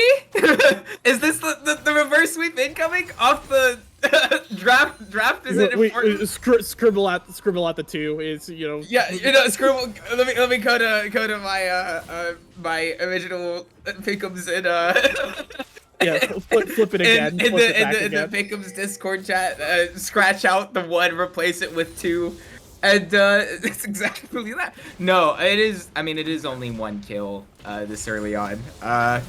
There's still more than enough time for TTM Tethys to find anything really. The big thing is the fact that Epic Fail Guy does not have the flash, nor is the ghost available, especially with Blitzcrank and Jarvan around.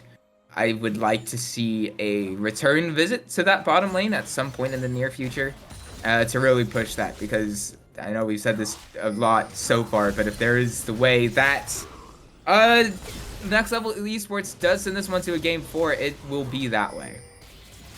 Yeah. And we'll have to see if they can do that. For the time being, though, the first blood, good to see. And we'll see if they can get more. As the jungles, the clears will be started up again. These second round of camps has spawned. Echo hanging out around the bot side of the map, seeing if potentially they could try and fish for something if an opportunity shows itself.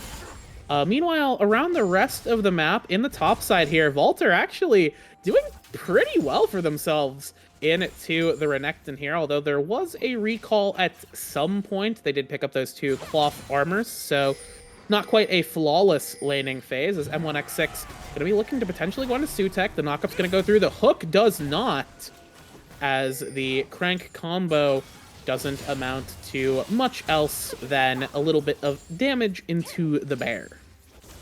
Yeah, the hook misses, but honestly, you didn't want it to land there. I mean, it's not like the rest of TTM Tethys were too far away. And I mean, health bars with Karma Warrior moving down. Sutek gonna be getting a ton of damage onto Echo. That's gonna be a zap. That's gonna be a getting excited there as Karma Warrior is gonna get that kill. Now a stun's gonna land on the Blitzcrank. Does have the flash, flashes out the chompers, but the stun from the Volibear cannot be dodged, as Epic Fail Guy will pick up that one, and immediately TTM Tethys have a response. Yeah, maybe a little bit of foreshadowing from myself there is like, do you even want that fight on the side of Next Level Esports? And clearly, the answer was in fact no, as we got to see firsthand there. With Karma Warrior being able to move down first with a lot more healthy situation there compared to Huasol. And just the proximity, it was, yeah, overall very, very TTM Tethys favored. And it might even continue to just be a little bit more so if we can, well, I was going to say that, but as soon as I look at the mini-map, maybe not so much. I was like, okay, well, we didn't trade objectives, but yeah, but now we did. Yeah, we did do a little bit of trading there. Once again, 3 rounds. The first round of Grubbins will go over to Next Level as the first trick goes over to TTM Tethys. We get a little bit of insight into what these teams prioritize in the jungle. I suppose Next Level are just, I mean, the games have kind of shaken out to where Next Level have a better handle on getting the grubs early, but yeah, they also have been prioritizing them. And, you know, it's been a debate since the grubs were added. Do you go for the first drake or the first round of grubs?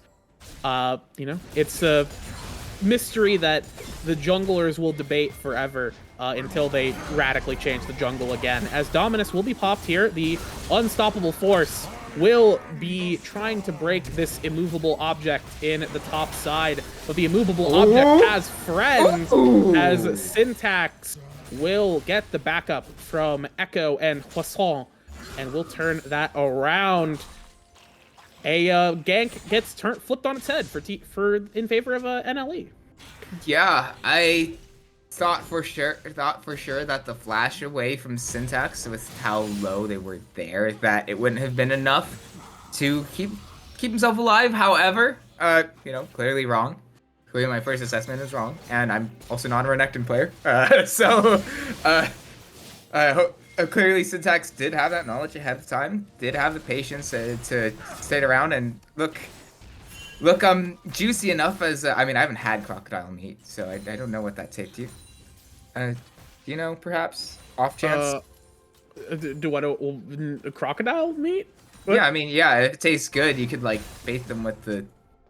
I mean, I'm trying to think. I've watched a lot of cooking shows, and, you know, sometimes I guess, like, crocodile meat or reptile meat shows up, but...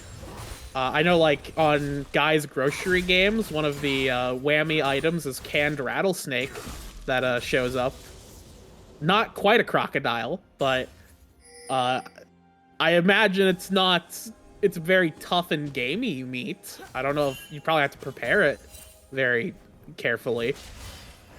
Well, regardless of what it is, it was enough to Yeah, regardless of what it actually is, it was enough to entice TTM Tethys to try to find it, and well, they didn't. And actually, this is, I believe, for the first time, maybe this whole game after we've had the settle, and it is a slight goal lead to the side of Next Level as a result. Yeah, and this is exactly what they want for sure. We were talking about how can they get a lead, how can they win this game with their composition that is, at least from our perspectives, not a winning one. Is that is a Blitzcrank who is dead. That is a dead Blitzcrank. He ran into death and died. Yeah, I don't know. That looked like a disconnect. I don't know about you. That looked like I right-clicked into the enemy a little too far into lane, and then, you know, mom picked up the phone and my dial-up internet died. It was very, very strange. But yeah, that was in fact one of the plays of all time. But speaking of another play of all time, Karma Warrior will potentially, certainly get taken down here, as that is an easy pickup for Hwasong and Echo in the mid lane. Yeah, 2 kills over to the Ahri here, finally, after 2 games in the soup kitchen. Hwasong finally has a lead in the mid lane, and we'll see what they can do with it on this Ahri champion. Ahri, not typically the kind of champion you expect to be a game-winning carry piece, but does still have the ability to do so. So we'll have to see if Hwasong can do that in this game, potentially. Yeah, definitely positive early signs, despite, I think my major concern with Next Level Esports so far this game is less to do with how they're playing and more so that, well, if they don't start to run away with this really fast, how do they play the rest of the game? Yeah, and we're gonna have to ask how this Blitzcrank can play. I tried to, you know, I implied that this is not gonna be a fun game to be Blitzcrank, and aside from an early hook that did amount to a good kill onto Epic Fail Guy early on, not a whole lot has really came from the Blitzcrank pick this game, aside from the death of the jungler, or the death of the support, over and over again. But still pretty early. A much less bloody game than we've had the past couple of ones. Only 7 kills on the board, in comparison to the previous 2 having higher kill numbers, although a lot of that was heavily weighted in one team's pocket. So, second Drake went over to TTM. Second round of Grubbins went over to Next Level. I feel like I've seen this one before. Yeah, hold on. Is this, I think I might be watching the replay pile of previous games if it weren't for the fact that we have our first, Infernal, maybe Soul map this time around. But, I mean, even though it's a slower game, once again, I still think this largely favors, wait, hold on. I don't believe that amounts much, right? Yeah, it's just gonna be a pretty even HP trade for the two of them. Hold on, as I talked about, I think the slower nade, this will be more. Yeah, we're gonna speed things up as Sutek's gonna be looking to try and get the lockdown at M1X6. A lot of damage gonna be fired back from Cheeto there, but that is not gonna be crispy enough, as M1X6 will fall once again. This rusty robot is really rank in this game for sure. Another kill going over. Not great, but it's fine. Yeah, you know, honestly, Blitzcrank's probably not going to be worth all that much gold at this point, and it's still Blitzcrank. Obviously, when you have more items, you can sit back and not worry as much about, and you could find the angles of the hooks a bit easier when you have the gold. However, it is Blitzcrank, and if he does find the one, it won't even matter. So yeah, that's the thing about Crank, is that you don't need to hit every hook. You just need to hit the one hook that wins you the game. And that is kind of what this champion is great at. And another thing is, as you kind of implied there, that the gold doesn't necessarily really matter for Crank. He does definitely want to have a bit of, tanky stats, definitely cooldown reduction, but functionally, he's the exact same champion if he's 0-10 and 10-0. So he is only ever really going to be fishing for hooks, and he's really only going to be trying to use that move speed when he's able to, try and get the lockdowns when he can, but otherwise, not a whole lot to really worry about. As next level, looking for a potential fight here, Sutek gonna try and fight into the Dominus. Very low, great knockup combo. My goodness. From Echo, ton of damage here from the J4, and now Poisson is dip dashing around, diving, and a double kill will be given over to Echo. As right now, all these objectives are turning up in favor of Next Level Esports.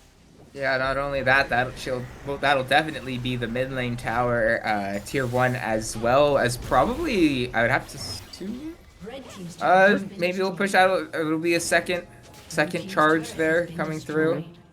And especially with the six scrubs, that's going to feel really good for the side of Next Level Esports. Especially as they claim a second one, that'll open up the map for them all that much more. It's something that they just haven't had at all in this series. And one thing that I do like about Next Level Esports, one thing that they have been able to do when they do get an advantage is to just completely drown you out of vision. Is probably one of their ways that they have won a lot of their games, is that, and it shows on the stat lines. I believe both Echo and M1X are in like the top 5 of vision score per minute. And you could say, oh, well, yeah, supports just drop wards left, right, and center, but they are really good at denying any sort of vision. If you start, especially with the Drake coming up in 38 seconds, I mean, even now, I mean, there's that one control ward. Actually, never mind, I didn't spot that one in the pit. I tell a lie. Yeah. Maybe not. Yeah, and I do want to say, you know, to get ahead, to support the support lobby here as a former support player, I do still play support sometimes. Vision score obviously is a funny stat because it can be very easily inflated. But the thing is that the number only goes up if you find people with your wards. So you can place all the wards on the map you want. You can spend all of your money on control wards, but it doesn't matter if you don't actually see anything with those wards. A high vision score indicates that you know where to place your wards and you know how to make them effective as a hook. We'll go onto Karma Warrior. The full combo is going to go down before that ultimate can land. The Locket will provide a little bit of shield, but it will not be enough as Cheeto is going to be on the backside, shredding them. Echo on the front. Oh my but goodness. we do have an excited Jinx. But no, we do not have an excited Jinx. No resets were found, as it looks like Next Level have mentally reset here and are in a dominating position here. It's the O2 comfort zones. It's the O2 comfort zone. As predicted. I called it. No, I mean, predicted. still very well executed by the side of Next Level Esports. And after that last fight, they started to inflate that gold lead, and now, especially with this one, will really start to push their advantage. And just what I said is that, well, if they can find a lead and if you want with the Blitzcrank, even though they pulled Karma Warrior, once you're running into them, Swain. Funny interaction. Yep, true. That's the grace period, folks. It's 0.5 seconds. Yeah, but funny interactions aside, still, even though Swain wants the enemy team running into him, and this is the Blitzcrank thing that I was talking about, even though it's not great considering leading up to it, it's probably the best you can do, especially since Karma Warrior on Swain wants you running into him, but he doesn't necessarily want the converse to be true. He can get fairly tanky, but not so much that if you have the whole entire team of Next Level Esports, especially as they start to gain this lead, doing damage onto just the Swain is not nearly tanky enough to survive there, and we saw exactly that in that last fight. Yeah, the huge CC chain that landed on to the Swain there, from the hook to the knock-up to the charm to the stun to everything else to the knock-up again, right? It was just... Yeah. Swain had no window to click the button, right? If Swain's able to click the button, obviously that's really good, but it just didn't pan out. Didn't have the time to. And right now, Swain also is pretty malnourished. It doesn't have a whole lot in terms of items, only on that Malignance and the components of what I presume to be a Rylai's. As, we're getting an early Drake, an early Baron attempt here, but is this gonna be a smart one? Wards are around. Poisson will find them, but they will disengage. Do not want to try and flip that. Their take was a little too slow for comfort. Yeah, they don't have a 3-item Kaisa at 20 minutes. I mean, not Kaisa, 3-item Jinx at 20 minutes to just melt that down, unfortunately. Then again, 3-item Kaisa would also probably melt down Baron, so... Yeah. Yeah, they do have their advantage, but it's not quite that big at this point. It's fairly sizable, sitting around 7.5k right now, but it's not all onto only this Kaisa. And here's something I find interesting, something I've seen a lot more recently on Kaisa, is this bit of a hybrid, like, attack speed AP build. Now with that Guinsoo's Rage Blade, you can start doing a decent chunk of damage with those Void Seekers. I almost believe it might be enough to get the evolve. No, I tell a lie. It's not quite. Yeah, it is a little bit short. You need it's a little short, but you need the Gnasher's Tooth, and then you can also evolve the Void Seekers. And even though it's not quite going to do the big numbers that you get the cooldown reset. It also does a decent amount of damage as well, combined with the proccing the passive. Yeah. Where if you find someone hits a CC target, and then you like ult, and there you go, that's passive procced. And then you get it again, and you can keep refreshing that those 5 plasma stacks over and over again. And it's a bit different from the straight AD and the straight AP builds that we've seen before, but I definitely have liked it the few times I've seen it. That being said, we got a fight here, or do we? Yeah, Hassan's fine. That's Ahri. That's Spirit Ahri. Rush. Yeah, but I will say that one of the reasons that I really like Kaisa as a champion, just in general, is the fact that she has so many options. Oh, epic fail guy! Oh, epic fail guy has epically failed here in the game, stepping up, getting punished by the Crank pick, as expected. Crank succeeding in this game. Definitely. As expected? No, I'm sorry, we said the exact opposite. Yeah, what do you mean? We were never wrong. Don't rewind the footage, all right? Don't don't look at the VOD, you know. Just don't watch the VOD. What VOD? Quick delete the VOD. Quick delete. Just like mute it. Can somebody play like copyrighted music so nobody can? Yeah. Just invent time travel so we could, play the copyrighted music over it. Okay, all right. It looks like this is not going to be a steal. Ooh, that was a good attempt. The flip actually, I think, could... no, I think it went down to like 900 and then was smote. It wasn't an early smite from either jungler. 2Tech just didn't click the button. So that was a good attempt. It was pretty close, but does not go in favor of TTM. Is now they're looking for the Drake. They're trying to make anything happen in this game. They're no longer in a winning position. Is now Beyond Godly's going to be the first target. Poisson does have the Spirit Rush, does still have one charge left, and that is going to be a lockup. One down into the team. We have hooked up the Rock, and he is eroded right there. That's going to be 2 down, and with this Baron Siege, it was a quick game for sure, but it was a quick game on the other side of the rift. 3 men left, 1 already down. Syntax shredded on the backside. Echo trying to just take out Karma Warriors. Epic fail guy has fallen. Karma Warrior actually doing quite a lot of damage, but a lot of damage is not all of the damage, and that with minuscule HP bars, it is going to go over to next level in a decisive 24-minute win. It's the O2 comfort zone. What can I say? As we predicted, great masterclass draft from the side of next level. They did great as planned, as we thought. I can't believe that happened. I thought my curse was broken, but it seems that the 2 games I predicted next level, they lost. The game I predicted TTM, TTM lost. So, it has the am I cursed again, or what's going on? What do you mean again? I thought it was just always that way. Oh, Or jeez, don't say that. No, but me curses aside, we don't believe in the paranormal here. But what was certainly kind of, you know what, great stuff from Next Level. They used their comp strengths so well. Their comp was really good at picking people off, getting those early kills, and accelerating the game as quickly as possible. And we saw Echo put on a clinic this game with the J4, finding so many great opportunities, so many great turnarounds, being everywhere they needed to be when they needed to be.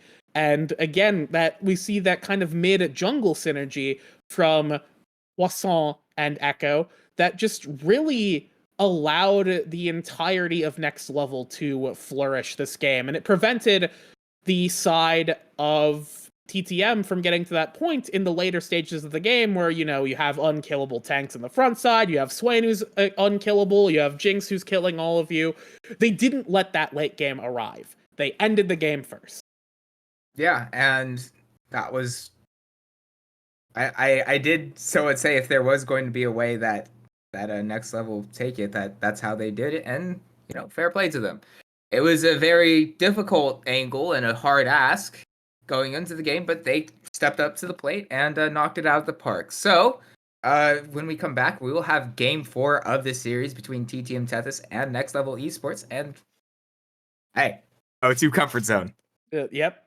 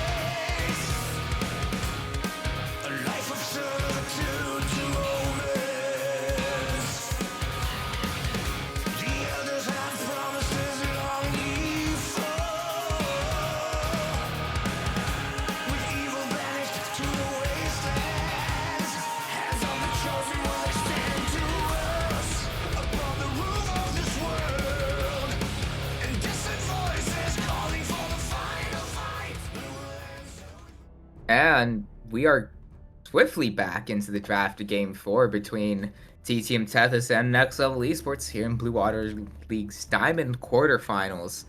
And a very sudden change around from Next Level Esports, like I said. O2 Comfort Zone. We just reverse sweep, and then my pick'ems are fine, and we move on.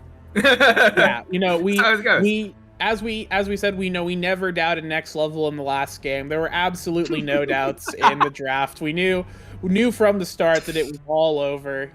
Once the Blitzcrank was locked in, it was like, yep, this game it's all in the hands of Next Level. No chance for TTM.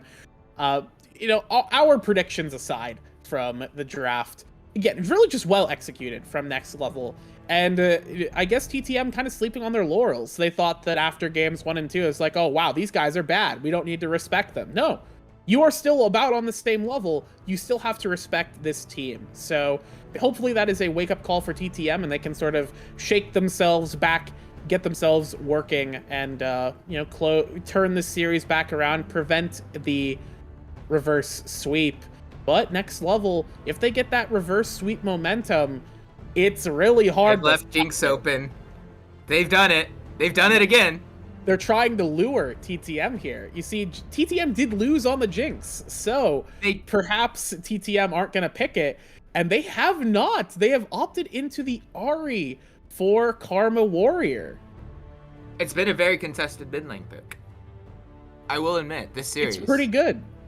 So far this series, it's been very contested and has been very valuable to either team that has gotten it. And so even though, and especially with game 2, with how TTM Tethys showed that they don't necessarily need to have to play around not IB on Godly, Epic Fail Guy, that I don't hate it. I still kind of would have liked to see the Jinx because, I mean, you're not going to necessarily get taken down both summoners at 3 minutes every single game by Blitzcrank. I would have preferred to see it. However, I don't mind it. I don't mind it at all. Yeah, I don't mind it for sure. We have next level going for the Orianna and the Kai'Sa here. So Jinx is still available, but do they think this is like a trap? Do they think that next level is assembling a trap here? You know, next level is assembling Jarvan 4 pick right here. Yeah, they're gonna pick, believe it or not, Jarvan the 4th. It's like, yes, pick the Jinx, pick the immobile AD carry, and we won't see it. They're not gonna fall for the trap. They will go for the Xayah this game, and Rakan is open, so they get that great bot lane duo for themselves. I like the adjustment. I mean, even though you know, Jinx being open, Jinx being incredibly powerful, as I said, since this is assuming that they did pick that Jinx, it would have been lined up for a perfect Jarvan pick here, but instead of going around, we're looking like it's Season 8 all over again so far in the first round of picks here. Yeah, it's looking like a game I've seen for years and years and years. Years never changes. I mean, I guess maybe Nautilus support wouldn't be a Season 8 pick, but either way. Four more years of Kai'Sa. She's my girl. That's actually I don't play any carry. Good. J4 was banned away, so J4 not in the cards here for next level. Garen, of course, being taken away from Volter. Don't even want to risk act. The Ornn will get denied, and the Zac will get denied from next level. So now next level has to go for a blind here of jungle or top lane. I feel like this is a pretty easy jungle. Yeah, or actually, maybe because it is TTM, and TTM are definitely very like carry top lane averse. I'd say 99% of the time you say you pick jungle here if you are next level esports. However, considering the opposition, or you can pick Volibear and flex. You just pick both, right? Yeah, and I actually, think that's pretty smart. Actually, I would say that if you're gonna, pick a flex here, there are a ton of really good flex top junglers. The Jax was still available, for instance, so. There were a few different options they could have looked at for a top jungle flex. Udyr still in the game, even though that wouldn't have necessarily been a great pick. The set will be the response into the Volibear, similar to what we saw in game 2. That was in game 2. It was game 2. Where it kind of was iffy in lane, but performed well outside of fights, and Volter performed very well on the champion in general, and we have a sad mummy in the jungle here. A very sad mummy.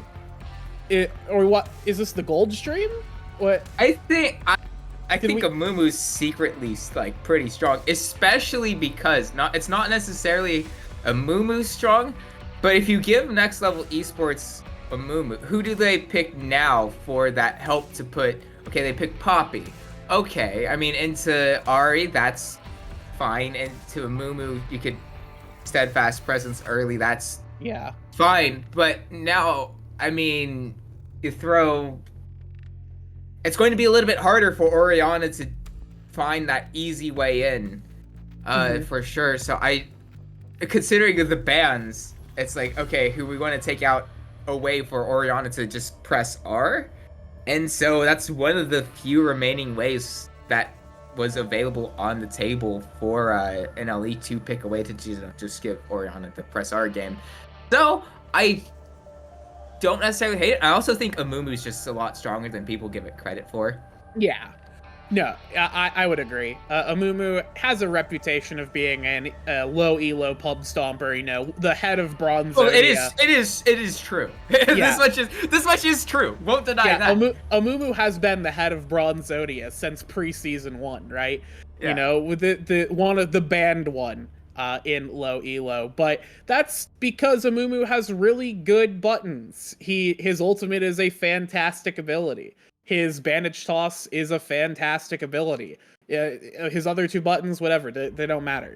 They don't You matter. They just make his two main buttons even better. So yeah, exactly. So, all you really need to do is Amumu is just a character where you win or lose off of the Curse of the Sad Mummies you can hit. So, if Sutek can find those really great positions, those really great angles with the bandage toss, and get a good ultimate down with the Zaya damage and the Ari there as well, I think that they do have a lot prepared. However, I will say I'm definitely a lot more lukewarm on this TTM comp than I have been for the previous ones. So, looking at these two comps, nameplates off, momentum off. What are you favoring here in game? yeah, no four? O2, no O2 comfort zone. Ah, oh, damn. Boy, no. Oh shoot. Honestly, I don't know. I feel like I would say maybe slightly in LE favor because Poppy does well into a Mumu and Ari. I'm pretty sure Set's unstoppable in his ultimate, right? Yes. Yeah, okay, so it doesn't apply there. So, but overall, I would have to say I slightly favor NLE just because of how much Poppy can do into the opposition comp, but alternatively as well, there's so many dashes that TTM have that it might stop one, it might stop two, but the rest of them, it only lasts so long. And so I'll give it very minorly edge to next level esports, but only such a fine margin. It may as well just be even. Yeah, I would say this is a very even comp between both teams. Neither is really advantaged here. Uh, However, I do think I'm leaning more towards next level just because we saw the Kaisa perform exceptionally well in terms of just putting out damage. What happens to no momentum? Hold on. True. I think that even though like Pause. they don't have the great they don't have as great of an easy way of getting the ball into a good position. And they still have Nautilus. They still have the Nautilus hook. They still have Volibear jumping in. They still have a couple of those things. Hell, Kaisa. See the day. Tank Kaisa. Kaisa jumps in. Ball delivery. Worst case scenario, we send Kaisa into the middle of them and then we get a shockwave, right? It's not impossible, right? So I think that Next Level have drafted a very solid comp, and I think that they will bring us to a Game 5, which is certainly unfortunate for me as I eye the alarm that is going to wake me up early tomorrow morning. But we're going to stay awake for this game because it's going to be an exciting one. It's going to be a barn burner. We're going to go to a quick break for the spectator delay. When we come back, we'll be in Game 4 of our series here in the Diamond quarterfinals. So, stick around. We'll have that game coming at you after a break.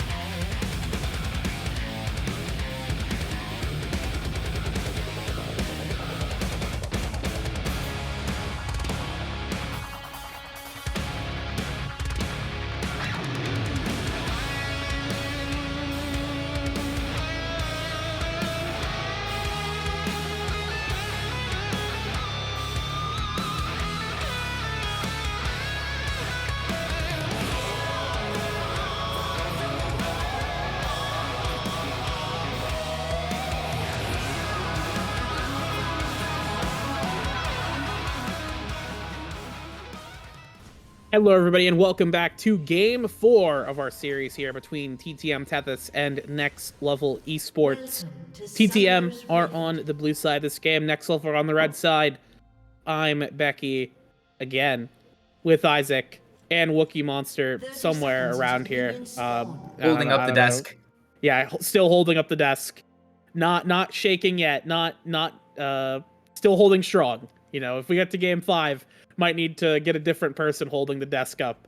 Or at least, help Wookie out. But that aside, we have another exciting one on our hands here. Is other 5 points line of scrimmage. Very safe start for both teams. And looking across the board, nothing too interesting on either side.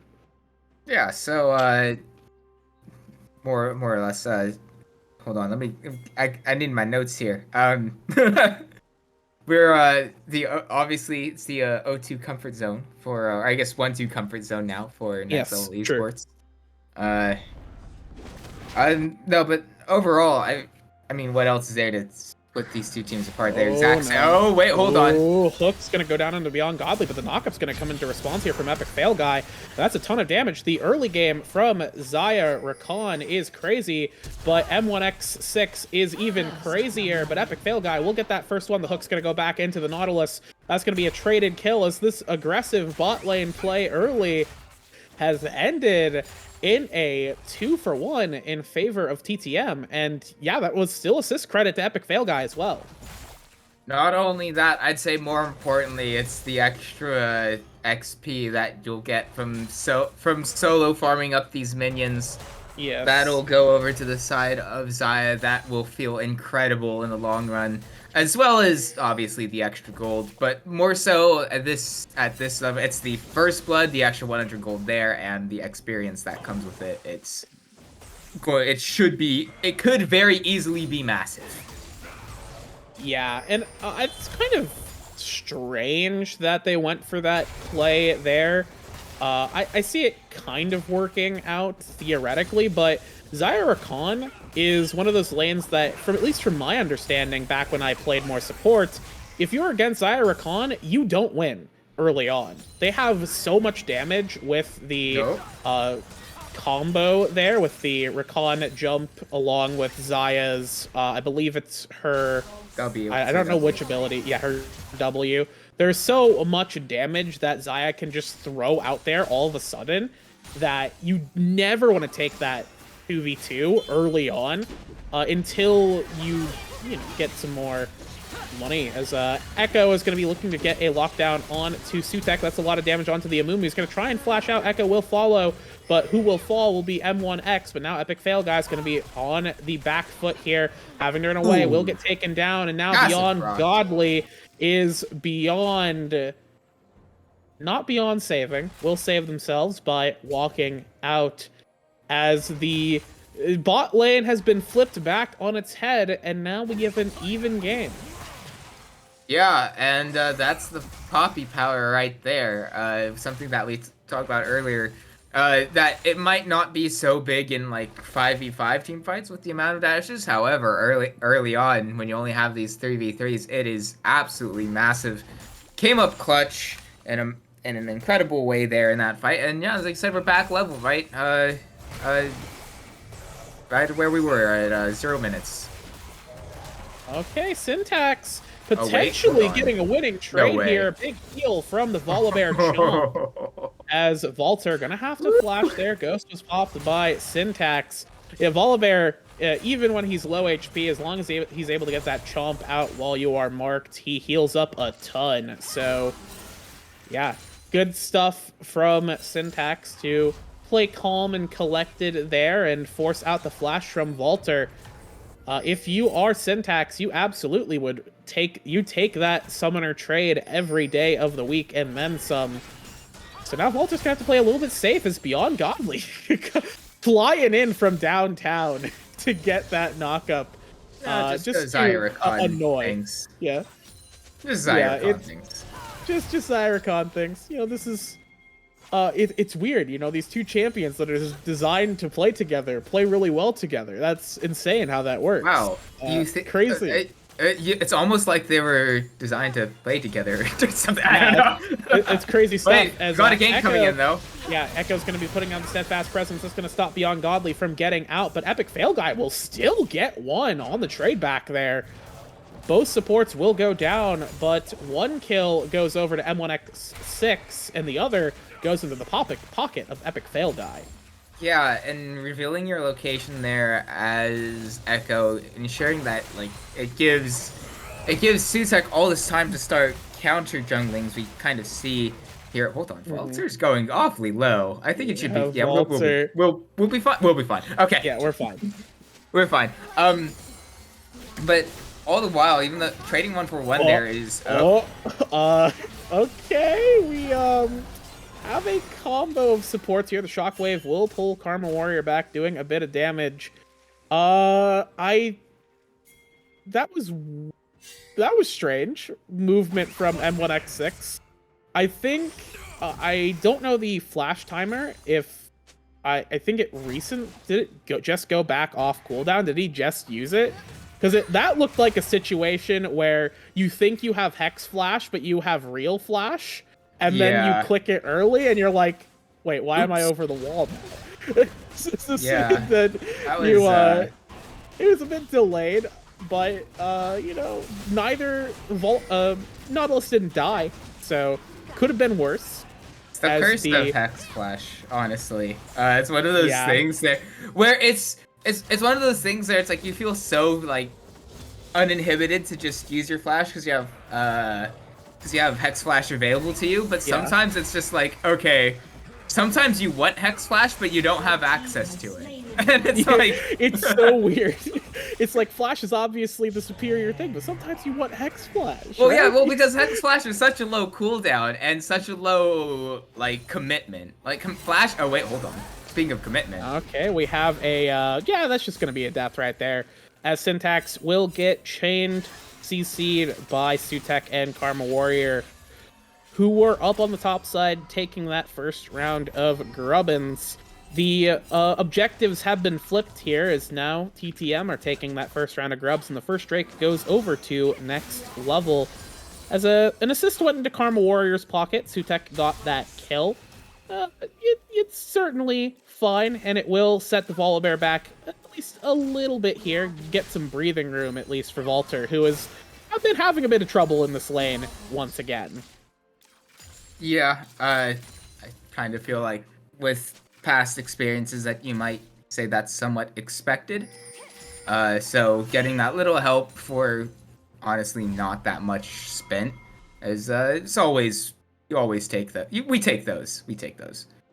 As simply as. But speaking of commitment, that Hex Flash though, I'm still trying to wonder. That has to have been it, right? Like you just cooldown. That's what it looked like. If you play support, you know what that looked like.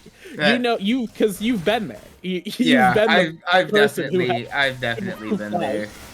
Yeah. That's what it looked like to me. It's the curse of Hex Flash, because Hex Flash is such a low commitment, like non-worrying use of a summoner spell in comparison to Flash, which is like the super high commitment. Because like, especially when you're on like Nautilus, if you don't have Flash, you're absolutely going in or absolutely getting out, right? There's no ifs, ands, or buts about it. Meanwhile, Hex Flash, I mean, we saw it there. M1X can just kind of use it freely whenever he feels like, and even if you know, especially if it was feeling especially dangerous, you just go the other way and get out from it and not care at all. It's a very odd sometimes it's very odd for sure. As now Epic Fail Guy is going to be looking to try and get some damage here, but Echo has arrived first on the fight. Sutek nowhere to be seen, and that will just be the Poppy trying to get a little bit of damage out there, as only the shield toss will go into the backside of the Xayah here, as Xayah Rakan will be a-okay in the bot lane. Echo not quite able to find the response there, as the damage is looking pretty good from the Xayah, I do have to say. It does have that completed Kraken Slayer, while Zaya is still Kaisa still a little behind in terms of item completion. Likely will get that completed item on this recall. I would imagine, though, the Static Shiv once again, potentially. I think that's what we're still going for here. It looks like it. I'd be surprised if it was anything else. Nope, it was Kraken. Oh, well, I guess I'm surprising. There it is. I'm surprised. Lane swap. Bot side is now on top, and Set is heading to bot lane. Karma Warrior looking for a trade in the mid lane here. Throwing out the Spirit Rushes, I believe, still holding on to that charm. Ooh, great usage of the charm there from Karma Warrior, holding it as long as humanly possible to force that flash out from Poisson. As the second round of grubs, 1 will get taken, 2 will fall, and it looks like the full 6 are going to go into the pockets of TTM Tethys. Yeah, and still no Drake up for another minute, so it's not like you can guarantee that. And that gives Volter all this time to themselves in the bottom lane with 6 grubs to claim 3 plates. So even though you look at the CS difference, the gold probably not. Oh. Nah, that's not nothing. Nah, that's nothing. Wait, it might be something. You say that. It might be something. Okay, the Featherstorm's gonna get popped right here. Here comes the TP in, the knock up, the Curse of the Sad Mummy. That's a huge CC lockdown, and the entirety of TTM Tethys has arrived. The bat signal went into the sky, and that is a huge, decisive collapse on the next level. This is going to be Volter starting to get really big. Being able to claim another 2 plates, and probably going to be 3 with those 6 Void Grubs. Mm-hmm. It's one of those things where it's like the argument's always like, oh, Void Grubs or dragons. I really think it just boils down to how well you can utilize the grubs, and so far, TTM Tethys has utilized them about as optimally as possible. Yeah. Wookie, could we get a look at the gold? Could we get a look at the gold here? Thank you. That's oh my god. Oh my god. Oh my god. That's 1,000 gold in favor of Set despite the CS disadvantage. That's what turret plates do for you. That's what turret plates do, as the Drake will get picked up here. Ooh, we have a lockdown coming in on the Karma Warrior, and there goes the steadfast presence. Karma Warrior cannot escape. Ignite will burn down. Beyond Godly and Sutek are standing in front of Epic Fail Guy, as the fight will not go any further, as Karma Warrior will get picked up. That'll be their prize, but the prize on the top side is still that early turret going over to Set. A full solo turret going into the pocket of the Arena Brawler.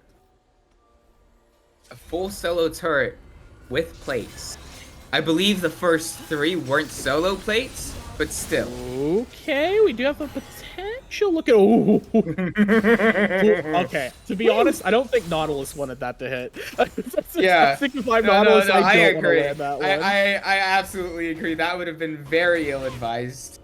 Especially since I'm pretty sure Aftershock was on cooldown. Don't quote me on that, though. But especially if Aftershock's on cooldown there, you just die if you try taking that one.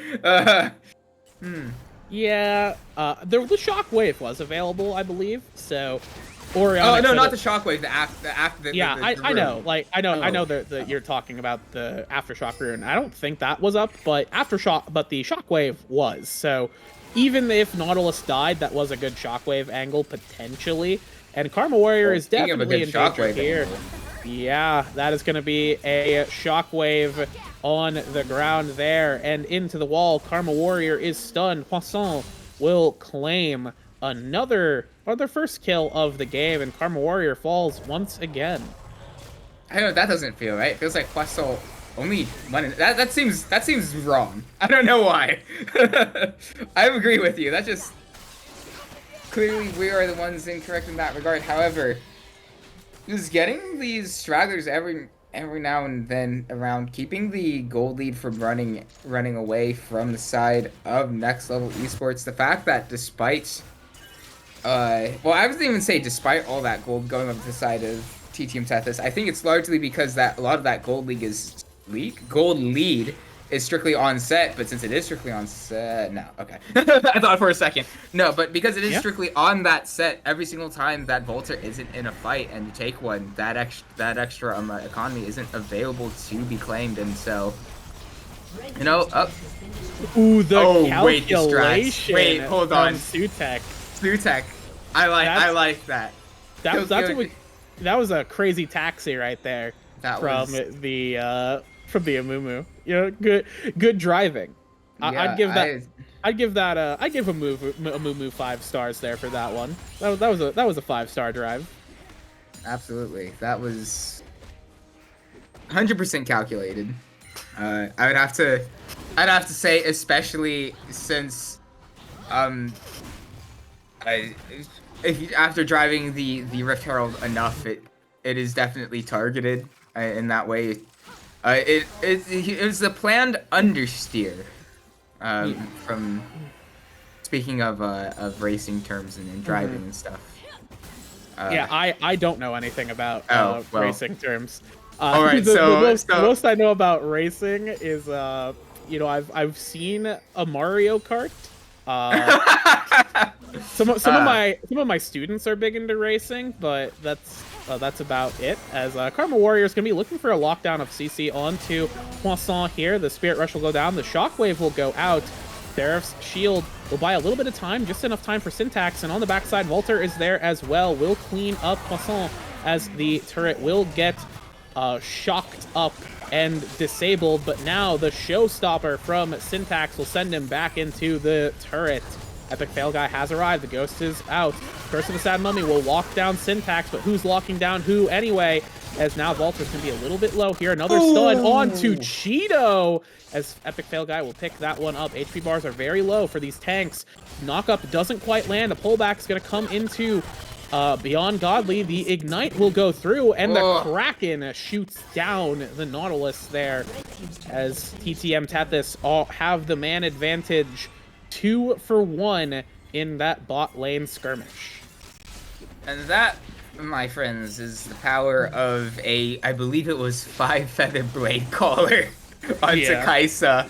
It was fairly even until it wasn't, because of that alone. Whether you say that was misplayed by Cheeto or Epic Fail Guy taking an opportunity, whatever it is, the result's still the same. As soon as that high amount of damage is off the map from the side of Next Level Esports, you just take the rest of that fight. We have a bandage toss coming through. No Curse of the Sad Mummy.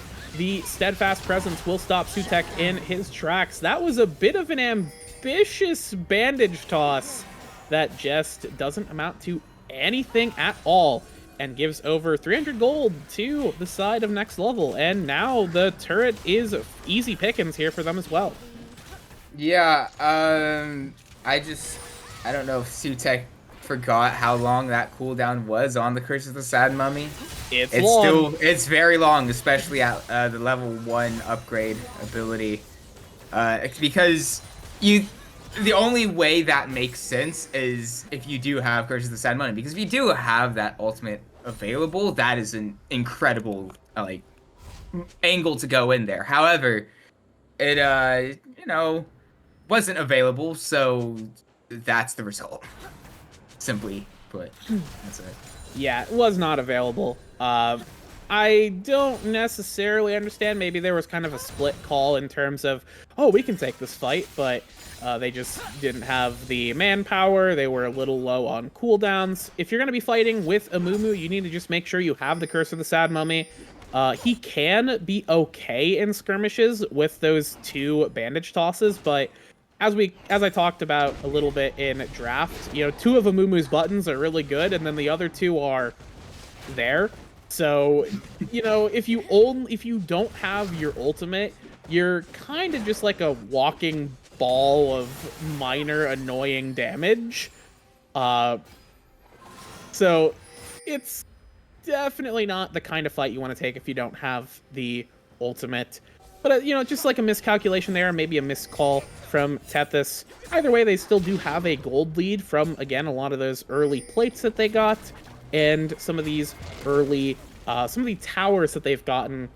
They have 3 towers to 0 Next Level has not cracked a turret yet, although mid and bot lane outer turrets are both very low. Very easily able to be cracked soon, as long as Next Level can get any kind of solid push. That's the stipulation, though. As it currently is, without much other than the Sparrow on the map, neither team. I mean, Epic Fail Guy could rush it down if it was a lot more open, but at this point, I'd still have my doubts on that one. So with that considered, there's just not really much to claim, and so I doubt that they'll find that extra standing gold right now. Right now, that'll certainly change at some point in the future, in the near future even. But until then, we just kind of sitting around and wait and say, as we start to group up 5. My main concern here for the side of, other than the gold difference for Next Level Esports, is that we saw how impactful the steadfast presence can be early on, especially in like these smaller skirmishes. However, as we start getting into 5v5, doesn't land onto a wall. Nautilus doesn't need to really be afraid of anything, though. Yeah, the gold, talking about, you know, we had the gold up there for a little bit. You saw a little bit of that where the pockets of advantage are. A lot of that is loaded into Set and the Xayah. Ahri's actually behind in gold ever so slightly, which could potentially come up. As I don't know if that's the one you want. We'll have to pop the Curse of the Sad Mummy, but it's only onto 2 and only onto a couple of low priority targets, as now Cheeto's going to get the first kill here. This is a very sloppy fight for TTM, as Epic Fail Guys on their lonesome trying to fight against the world, and the world is far too much for them to handle, as Karma Warrior will be next on the mark here, and it looks like TTM have kind of exploded on the launch pad. Yeah, that, I mean, it was very opportunistic from the side of Next Level Esports. They found the angle, they found an Epic Fail Guy a little bit too far up, and, well, I did say, as soon as I say something, I'm proven quite wrong with these statements. Echo's steadfast presence did a lot. Not only that, the Keeper's Verdict, I believe, sent 2 members away. I believe it was Volter? It was Beyond Godly and Volter. Both were ejected from that fight. They were both sent back to base, and that meant Epic Fail Guy had nothing left in between him and, well, an eternity, and there's, really not much you can do there. Even with the ability to say no to any sort of targeted ability, it does with the Featherstorm. It just didn't matter. it didn't. Yeah, and that is certainly unfortunate. Cooldowns are not quite back up, as now M1X6 is going to be looking for something. Steadfast Presence is going to be in the front, but that's going to be a big lockdown onto Echo. A ton of damage coming out. That's going to be a first kill going down. Beyond Godly is going to land a charm onto Poisson. That is almost certainly going to be a dead Orianna with nothing left in the tank. And now Sutek's going to try and keep the fight going, waiting for that bandage toss cooldown to come back up. It will land. One more dash from the Ahri with the Curse of the Sad Mummy. That is going to be another kill. And out of nowhere, TTM Tethys have found themselves 3 kills and back in the driver's seat. It comes down to cooldowns again. The Keeper's Verdict was still down for most of that fight. I mean, it's back up now, but when Echo was live, it wasn't available. And so it's like, okay, who do you, the extra space that can be, oh wait, hold on. Yeah, we do have the lockdown coming in on the Syntax. Gonna have to jump away. Actually, quite a bit of damage from the Volibear. The Showstopper will come through. Volter will try and get a big Haymaker punch, and it does a lot of damage, but a lot of damage is not lethal in this situation, as Volter will get taken down. The assault, the sudden siege, the surging siege from TTM Tethys will be assuaged for the moment, as the game has reset. There's a reason why most sieges historically very rarely saw an actual storming of the keep. And, well, I mean, even though this isn't exactly a historical siege, that's the reason why, right there. When you're there defending, they have all the advantage of positioning, and the stationary, just kind of The owner, they just can do whatever you want when when the enemy side runs into you, and especially when you're in a choke point like that with the base is how they form.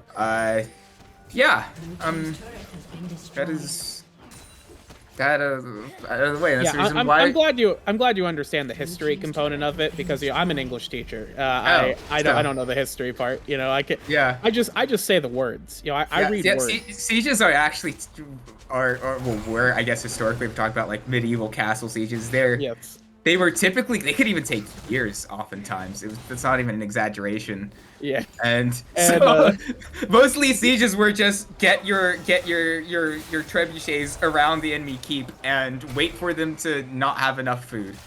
Yep, it's that easy. Just starve. Unfortunately, we do not have Art of War esports in the playoffs this time around because that is a Sun Tzu classic right there. For sure, for sure. All right, well, anyways, taking a look at the game state right now, 2 minutes on both of the major objectives here. Baron's gonna spawn a little bit later than this last Drake. It is Soul for next level if they claim this next Drake. Meanwhile, the Baron for either team is going to be a huge tipping point in one way or the other. So just going to have to keep an eye on that for both of these teams. Which objective do they favor? And what kind of trades can they make? Eventually, these teams are going to have to fight, and they're going to have to fight big. The question then is, do they still have the ability to take those fights? Gold, only 2,000 in favor of Tethys right now. I imagine that is, again, still mostly in the pocket of the Xayah. Thank you. Yeah, again, a lot of it is Xayah and Set over their lane opponents, although Kai'Sa has actually closed the gap pretty significantly from these recent fights. And then Ahri's pretty decently far behind from the Orianna. So it's in a shocking turn of events, 900 gold kills will do that for you. This might surprise you, Becurita. Yeah, true. So yeah, regardless of what the scoreline might work like, comeback mechanics are a thing, and well, yeah, we're not fully back on the side of next level esports, but especially as this game continues to extend out as these gold, I guess gold volumes. That's right. Anyway, sure. the gold accumulation. Yeah, the accumulation. As the coffers. The coffers are going to be having to wait here as we do have an engage onto the backside. Poisson is going to be forced out of the fight, but Epic Fail Guy is going to be the target right now. Cheeto going to get on that backside, lock him up immediately. Sutek going to be the next target, getting shredded down. The Showstopper will go out, but there's no follow-up right here. Karma Warrior is there, but doesn't have the cooldowns to fight. We'll have to use the Spirit Rush to dodge out. Cheeto going to throw up the thumbs up. But that is just going to be 1 for 3 right now. Karma Warrior trying to throw out what they can, but what they have is not enough. And that is just going to be next level, turning that fight once again on its head, finding their targets, and taking down the fight. Yeah, a singular Rakan zoning out Hwasol is not going to really matter all that much, especially since Hwasol was able to... Okay, M1X6 is actually pretty tanky right now. Oh, that's surprised me even. I thought that may have been a big mistake from M1X6. I mean, maybe not big mistake. It probably would have only been M1X6 going down there. Yeah. And it would have been the 300 gold to probably Karma Warrior, which is not ideal, but also not it's not the end of the world considering what just happened. But still, what was I on about? Refresh. Help me remind me, Becurita. Moving on. Yeah, we gotta move on. We gotta move on. At the very least, even though it was Soul Point, and now that the Kimtech Soul is claimed by the side of Next Level Esports, it is still the Kimtech Soul. It's not the greatest, but I know what I was on about. The gold, even at 1K at the Okay, never mind. Again, the coffers have to wait as we do have a TP in on the M1X6. M1X6 is going to get taken down now one by one. The Poppy ultimate will get interrupted by the bandage toss, and that is going to be another kill going over to TTM Tethys. Just when we think they're out, they pull themselves right back in, and Poisson is now just the next person to walk in and die randomly, as that is going to be 3-4 nothing. As TTM Tethys will look to shred this Baron, and Next Level Esports has a little bit of time to try and get these turrets in the mid lane. That is all they can do. They will take an inner turret. That will just be a consolation prize as the Baron goes over to Tethys.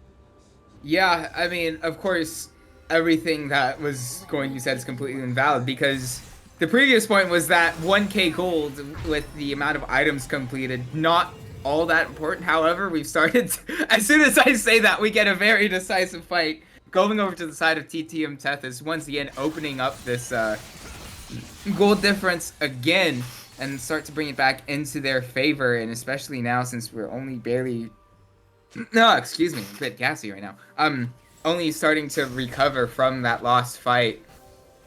But well, actually the tower's a bit too healthy for that, but I was thinking 6 scrubs pushing mid lane, Baron, that may have been the base starting to crack open just a little bit more, but they'll be fine for now. Yeah, they will be fine for right now as we get a little bit of a... double hex fight! Uh-oh! Oh no! M1X6 is on the front side, but does have the aftershock to keep them tanky, but that Rakan is... Oh! 4-man shockwave from Poisson, but is it going to be enough? Beyond Godly's going to have to run away. Sutek is going to have to try and run away here. Epic Fail Guy's down. Karma Warrior has now arrived to the fight. Poisson is still alive. Will get a little bit of damage out. The shield's going to go down onto the Poppy. Karma Warrior does still have the button to eject themselves out of the fight, as Walter cannot close the gap onto the Ahri. And once again, the game gets flipped back around as Next Level Esports find the fight they wanted with a crazy 4-man shockwave from Poisson. Yeah, oh my goodness. Poisson absolutely saved the game there. Certainly saved the game there. Because if that shockwave doesn't find 4 and everybody that was there, there's just no way that there's enough remaining members on the side of Next Level Esports to stop the end of this game. However, I mean, yeah. Fair play, Poisson. Yeah, fair play. Great stuff from the Orianna. That's why you pick that champion for those choke point fights. As now the game has entered a resetted state here. 2 minutes on the Elder Drake, and these builds are starting to come more and more together here. 4 items completed on both of these AD carries. Top laners are both also have quite a lot of gold in their pockets. 4 item on the set, and I believe that is the 4th item just completed by the Volibear. So these top laners are very even. These AD carries are very even, just in terms of item power. Otherwise, the Ahri definitely still a little bit behind, I would say. We're at 3 items though, and I think both three items for both. I think with Crypto Bloom being as impactful as it is, if you can just find that 1 kill, I don't think I mind too much. It's not the biggest damage item, but also at the same time, with how much damage that we can see Volter doing every now and then, hasn't quite been so much like Game 2, but still potentially there. I don't mind the Crypto Bloom at all, especially getting those extra heals. Yep. And those reset fights. But I don't know if you noticed in that last fight, the Hex Slash is going the opposite directions from Echo and M1X. Yeah. That was oh man, that was unfortunate. It was funny and it was also very unfortunate. When 2 Hex Flashes are... Ooh, okay, we do have a full lockdown onto M1X6, but here comes the response. The front line's going to get stunned up, but this Kaisa is throwing out a ton of damage into the front line. That's going to be Sutek shredded out completely. Now it's going to be 4v5. The keeper's verdict has been given, and the keeper has said, "You will die." That is going to be another kill onto Karma Warrior right there. It's 3v5 in the pit. Echo is very low, but they're the only one whose HP bar is critical here. Beyond Godly, Walter looking for something, gonna get stunned up immediately, gonna get the Haymaker punch out. It's huge. Showstopper is gonna stop Echo's show right there, but Cheeto is gonna be A-okay. Epic Fail Guy is gonna try and keep themselves alive. The Feather Storm will go out, but they just don't have the distance to get that rip through the backside of the rest of Next Level, as the game will be continuing on. We continue. The game will be continuing on as the Elder Drake gets picked up by the side of Next Level Esports, and I nervously eye my alarm tomorrow morning, as Next Level are making a great effort to bring us to silver scrapes in a game 5 here. Yeah, I mean, at this point, we were talking about gold, but it doesn't even matter, honestly. I haven't even looked up at it. Gold is irrelevant. It's irrelevant. We're hitting full item builds, and so really, I think if we're going to find a way open, it will be with Baron in the next 20 seconds, and the fact that Elder Drake is taken, it's nearly impossible to fight into, especially if Echo keeps hitting these keepers' verdicts in the same way. There's really not much you can do on the side of TTM Tethys, especially without any vision, and it's feeling like it's another step on the road to at least the game here in Game 4 and to a Game 5, and potential reverse sweep for the side of Next Level Esports, as this will go completely uncontested. Yeah, completely uncontested for the side of Next Level. They have Elder, they have Baron, they have all the cards in their hands. It's just going to be a matter of playing that hand properly. Do they have the Blueprint Joker? Do they have the full build set up? Are we going to get to anti-12 here from Next Level? Any Balatro? I haven't played that yet. I at some point, I have so many games on a backlog that it'll probably be 10 years later. But either way, even though it is strong advantage to the side of Next Level with the Baron and the Elder Drake, which is almost always a guaranteed win, it is still on a relatively short time. And with the wave clear that you have from Xayah, if they can stall just long enough and not take any fight at all, if they do, it'd be against their own will, and at that point, game's over. But if they can just wait a little bit longer, as we've said before now, that the items don't really matter, that's their avenue back in, and it's not impossible. It's certainly not impossible at this point. Yeah, nothing is impossible. This game is still potentially, and even I don't know if this is the fight you want, though. This could be a 5-man Curse of the Sad Mummy into a showstopper Haymaker combo. Epic Fail Guy will shred that front line. We get the Crypt Bloom resets on the backside. The Rakan's gonna jump in, not get a knockup, will go down immediately. Now it's 3v3 here. All the big CC tools have been thrown out. All the ultimates are gone except for Kaisa's. She still has hers in pocket, and she's looking to go crazy with it. Lockdown onto Walter. The big punch, reset with a shield from the ultimate is enough to keep Cheeto alive. Now the man advantage is in Next Level's hands, but the HP is still very low. It's so risky here, especially because Spirit Rush is on such a short cooldown. It's literally back up now. They have to run. They have to get out of here now. Go. Yeah, they have to run. They have to get out. The health bars are back full. Okay. Oh, man. Please, Wassel, don't do this to me, Wassel. I think we're fine. I think the Orionna's out. There's gonna be a blast plant. There's not a blast plant, but it's okay. Karma Warrior just assumed there was a blast plant there and didn't want to follow. Oh my, that was almost a blunder of mild proportions. I guess yeah, fair.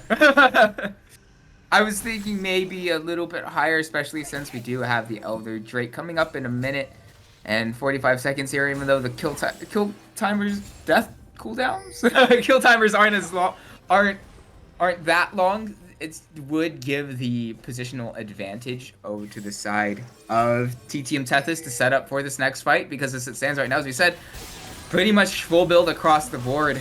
The gold doesn't matter, and now with both neutral objective buffs down, we're just kind of just sitting around and try not to do anything too stupid and wait for those to come back up. And since, you know, the positioning, Cheeto?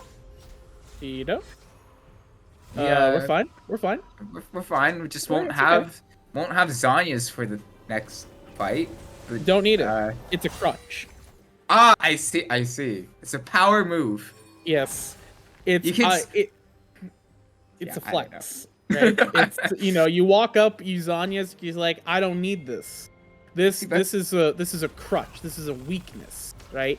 I'm strong enough. I'm a gamer, and Cheeto is just gonna hope that, you know, they just are gonna position properly. That's the thing. They're just gonna position well. I see. You see, well, if you don't get caught out, then you don't need defensive items, right? If you don't get hit, then your defenses can be functionally 0, right? So just don't get hit. Valid point. You just, you mostly have to wait for the keeper's verdict to knock away the front line most likely, and then you can just blow up whoever you want. I like the idea, but also you don't have Zanya's. You probably want Zanya's. Yeah, you kind of want that. You kind of want the button. Hello. It's all right. Hopefully that will not be a game-ending blunder here. We'll have to see. So we are setting up for this 5v5 in the river, the climactic final battle between both of these teams here in game 4. Poisson gonna get locked up, taking a ton of damage right here, but where's the follow-up? It's not gonna land. The flash is gonna come through, and now on the front, Walter's gonna try and do what they can, but on the back, it's Epic Fail Guy and another great keeper's verdict. The keeper's verdict is they are claiming every objective for themselves, as Poppy, the Echo, playing so well this game with that keeper's verdict. It is never interrupted. And now with one man down, TTM Tethys are on their last legs. Karma Warrior is going to be the target. That's going to be a blast away right here. The wall is getting blasted. Syntax going to get locked up. The damage is going to come out. It's good. Syntax is so low right now. HP bars are really not looking great for next level, but their carries are still reasonably healthy. They are unfortunately gonna have to disengage here. They can't go any further. Oh man, it's so agonizing. As soon as we think that we find the final fight, that we find the moment, it's only, well, actually eventually 2. It's only, but overall, not nearly enough to find it into that into the game, especially since with the health bars being as full as they are. At the very least, it will open up Baron, so they can claim the second one at 43 minutes. But we're I hope you don't have to get up too early tomorrow. I'm a teacher. Oh, it's I'm getting up early. Yeah. Oh. Yeah, you even said that. I'm done. You know, it's all right. It's okay. Don't worry. I'm already phoning a friend to see if they can't take over if this goes to game 5. Because man, I gotta go to bed. But I'm not falling asleep right now because this is a nail biter of a game right here. It is going both ways for sure. One moment you think that TTM have the advantage, then next level you say that, but the past 10 minutes have been solidly not only next level, but very much next level favored. Yes, I guess I should flip that around. You think next level have the advantage, and then TTM just get enough of a fight victory to where they don't lose immediately. And they still have good buttons. They still have all of their abilities. They still have everything. Rakan, a very low level, level 15 right now. Not a little concerning, but that's okay. You don't need levels to get your full CC combo out. Keeper's Verdict is getting charged. It will knock 2 away. That's going to be the window of opportunity. Next Level needs to crack that inhibitor turret. Now Karma Warrior is going to look to try and get something. That's going to be a huge CC chain as Bobby's going to get bursted down. It's going to be a knockup from Beyond Godly. And now on the backside, Kaisa's taken down. That's Cheeto down. That's M1X. M1X is down. That's everyone down for the side of Next Level. This is not happening, dude. This is not happening. Actually, no, this is happening. TTM, this is your moment. You got to do it right now. You've got 30 seconds. Do they Break have it down. enough? What the hell just happened? I Do mean, you know what the hell just happened? I don't. I mean, Huasol has Baron, so I mean, this should probably be at least an inhibitor. 20 seconds until the rest. Oh, never mind. We find the lockdown. We find the kill. We have a wave. We have the Grubbins. That's the game. That's the game. It's gonna be 10 seconds. That's the game. Are you joking? No what way. the hell did I just? Oh, God, are you? A summoner has disconnected. Well, I think I'm. all right. So I'm telling my friend to get off the phone. Hey, I completed the series. This is great news. Look at the chat. That was, I think, the most insane ending I've ever seen. Oh my gosh. Another easy that win. could have easily. That should have gone another fight because like Huasol literally just has to walk away and not interact with the 5 members of TTM Tethys, and everybody else is back up, and then we can go from there, right? I mean, obviously, it's not on Huasol being the only person left alive after a poorly fought fight. However, given like what is completely on Huasol is like getting within range and what? I first of all, that game I think was longer than games 1 and 2 combined. At least it felt like it. I think games 1 and 2 were about 50 minutes, so we weren't quite there. Neither of them were 25 minutes. It would have been like 48, probably. Yeah, it would have been 48. This game was a double that nearly of almost every other game. And man, what a show from both teams this series. It looked like Next Level had it, but in one moment, in the blink of an eye, it's happened it's happened. Both our casts for Blue Water Diamond have been TTM Tethys pulling off complete utter nonsense at the end of a game. If we remember back to week 2, you remember week 2 where they literally lost all of game 3 for like 23 minutes and then won 2 fights and then won the game. This is even worse. What the hell? That was incredible. I mean, slow down. All right. Incredible patience from the side of TTM Tethys. And once again, I mean, to then find the fight and then win the game, that is, incredible patience and incredible, like, formidability, like mental fortitude from the players on the side of TTM Tethys to like not give in and to wait and find the moments that they need to win the game. Like, absolutely, that is completely on them. They played incredibly in the moment that they needed to. However, what did I just witness again? It was good. It was good gaming. Yeah. I will say, I think really to just kind of put a little bow on this. This is kind of what we knew this comp could do from TTM, where they have good buttons, they need one fight. And they were having trouble finding that fight because the Keeper's verdicts were always so devastating. But in that fight that they found there, the Keeper's verdict was already burned. They did not have to worry about that, so they found an opportunity to get onto the Volibear. Their front line could stick on the front line, and there was a bit of mispositioning from Cheeto, who dove forward a bit too far, too early, and then from there, once they took down the Kaisa, it was all over.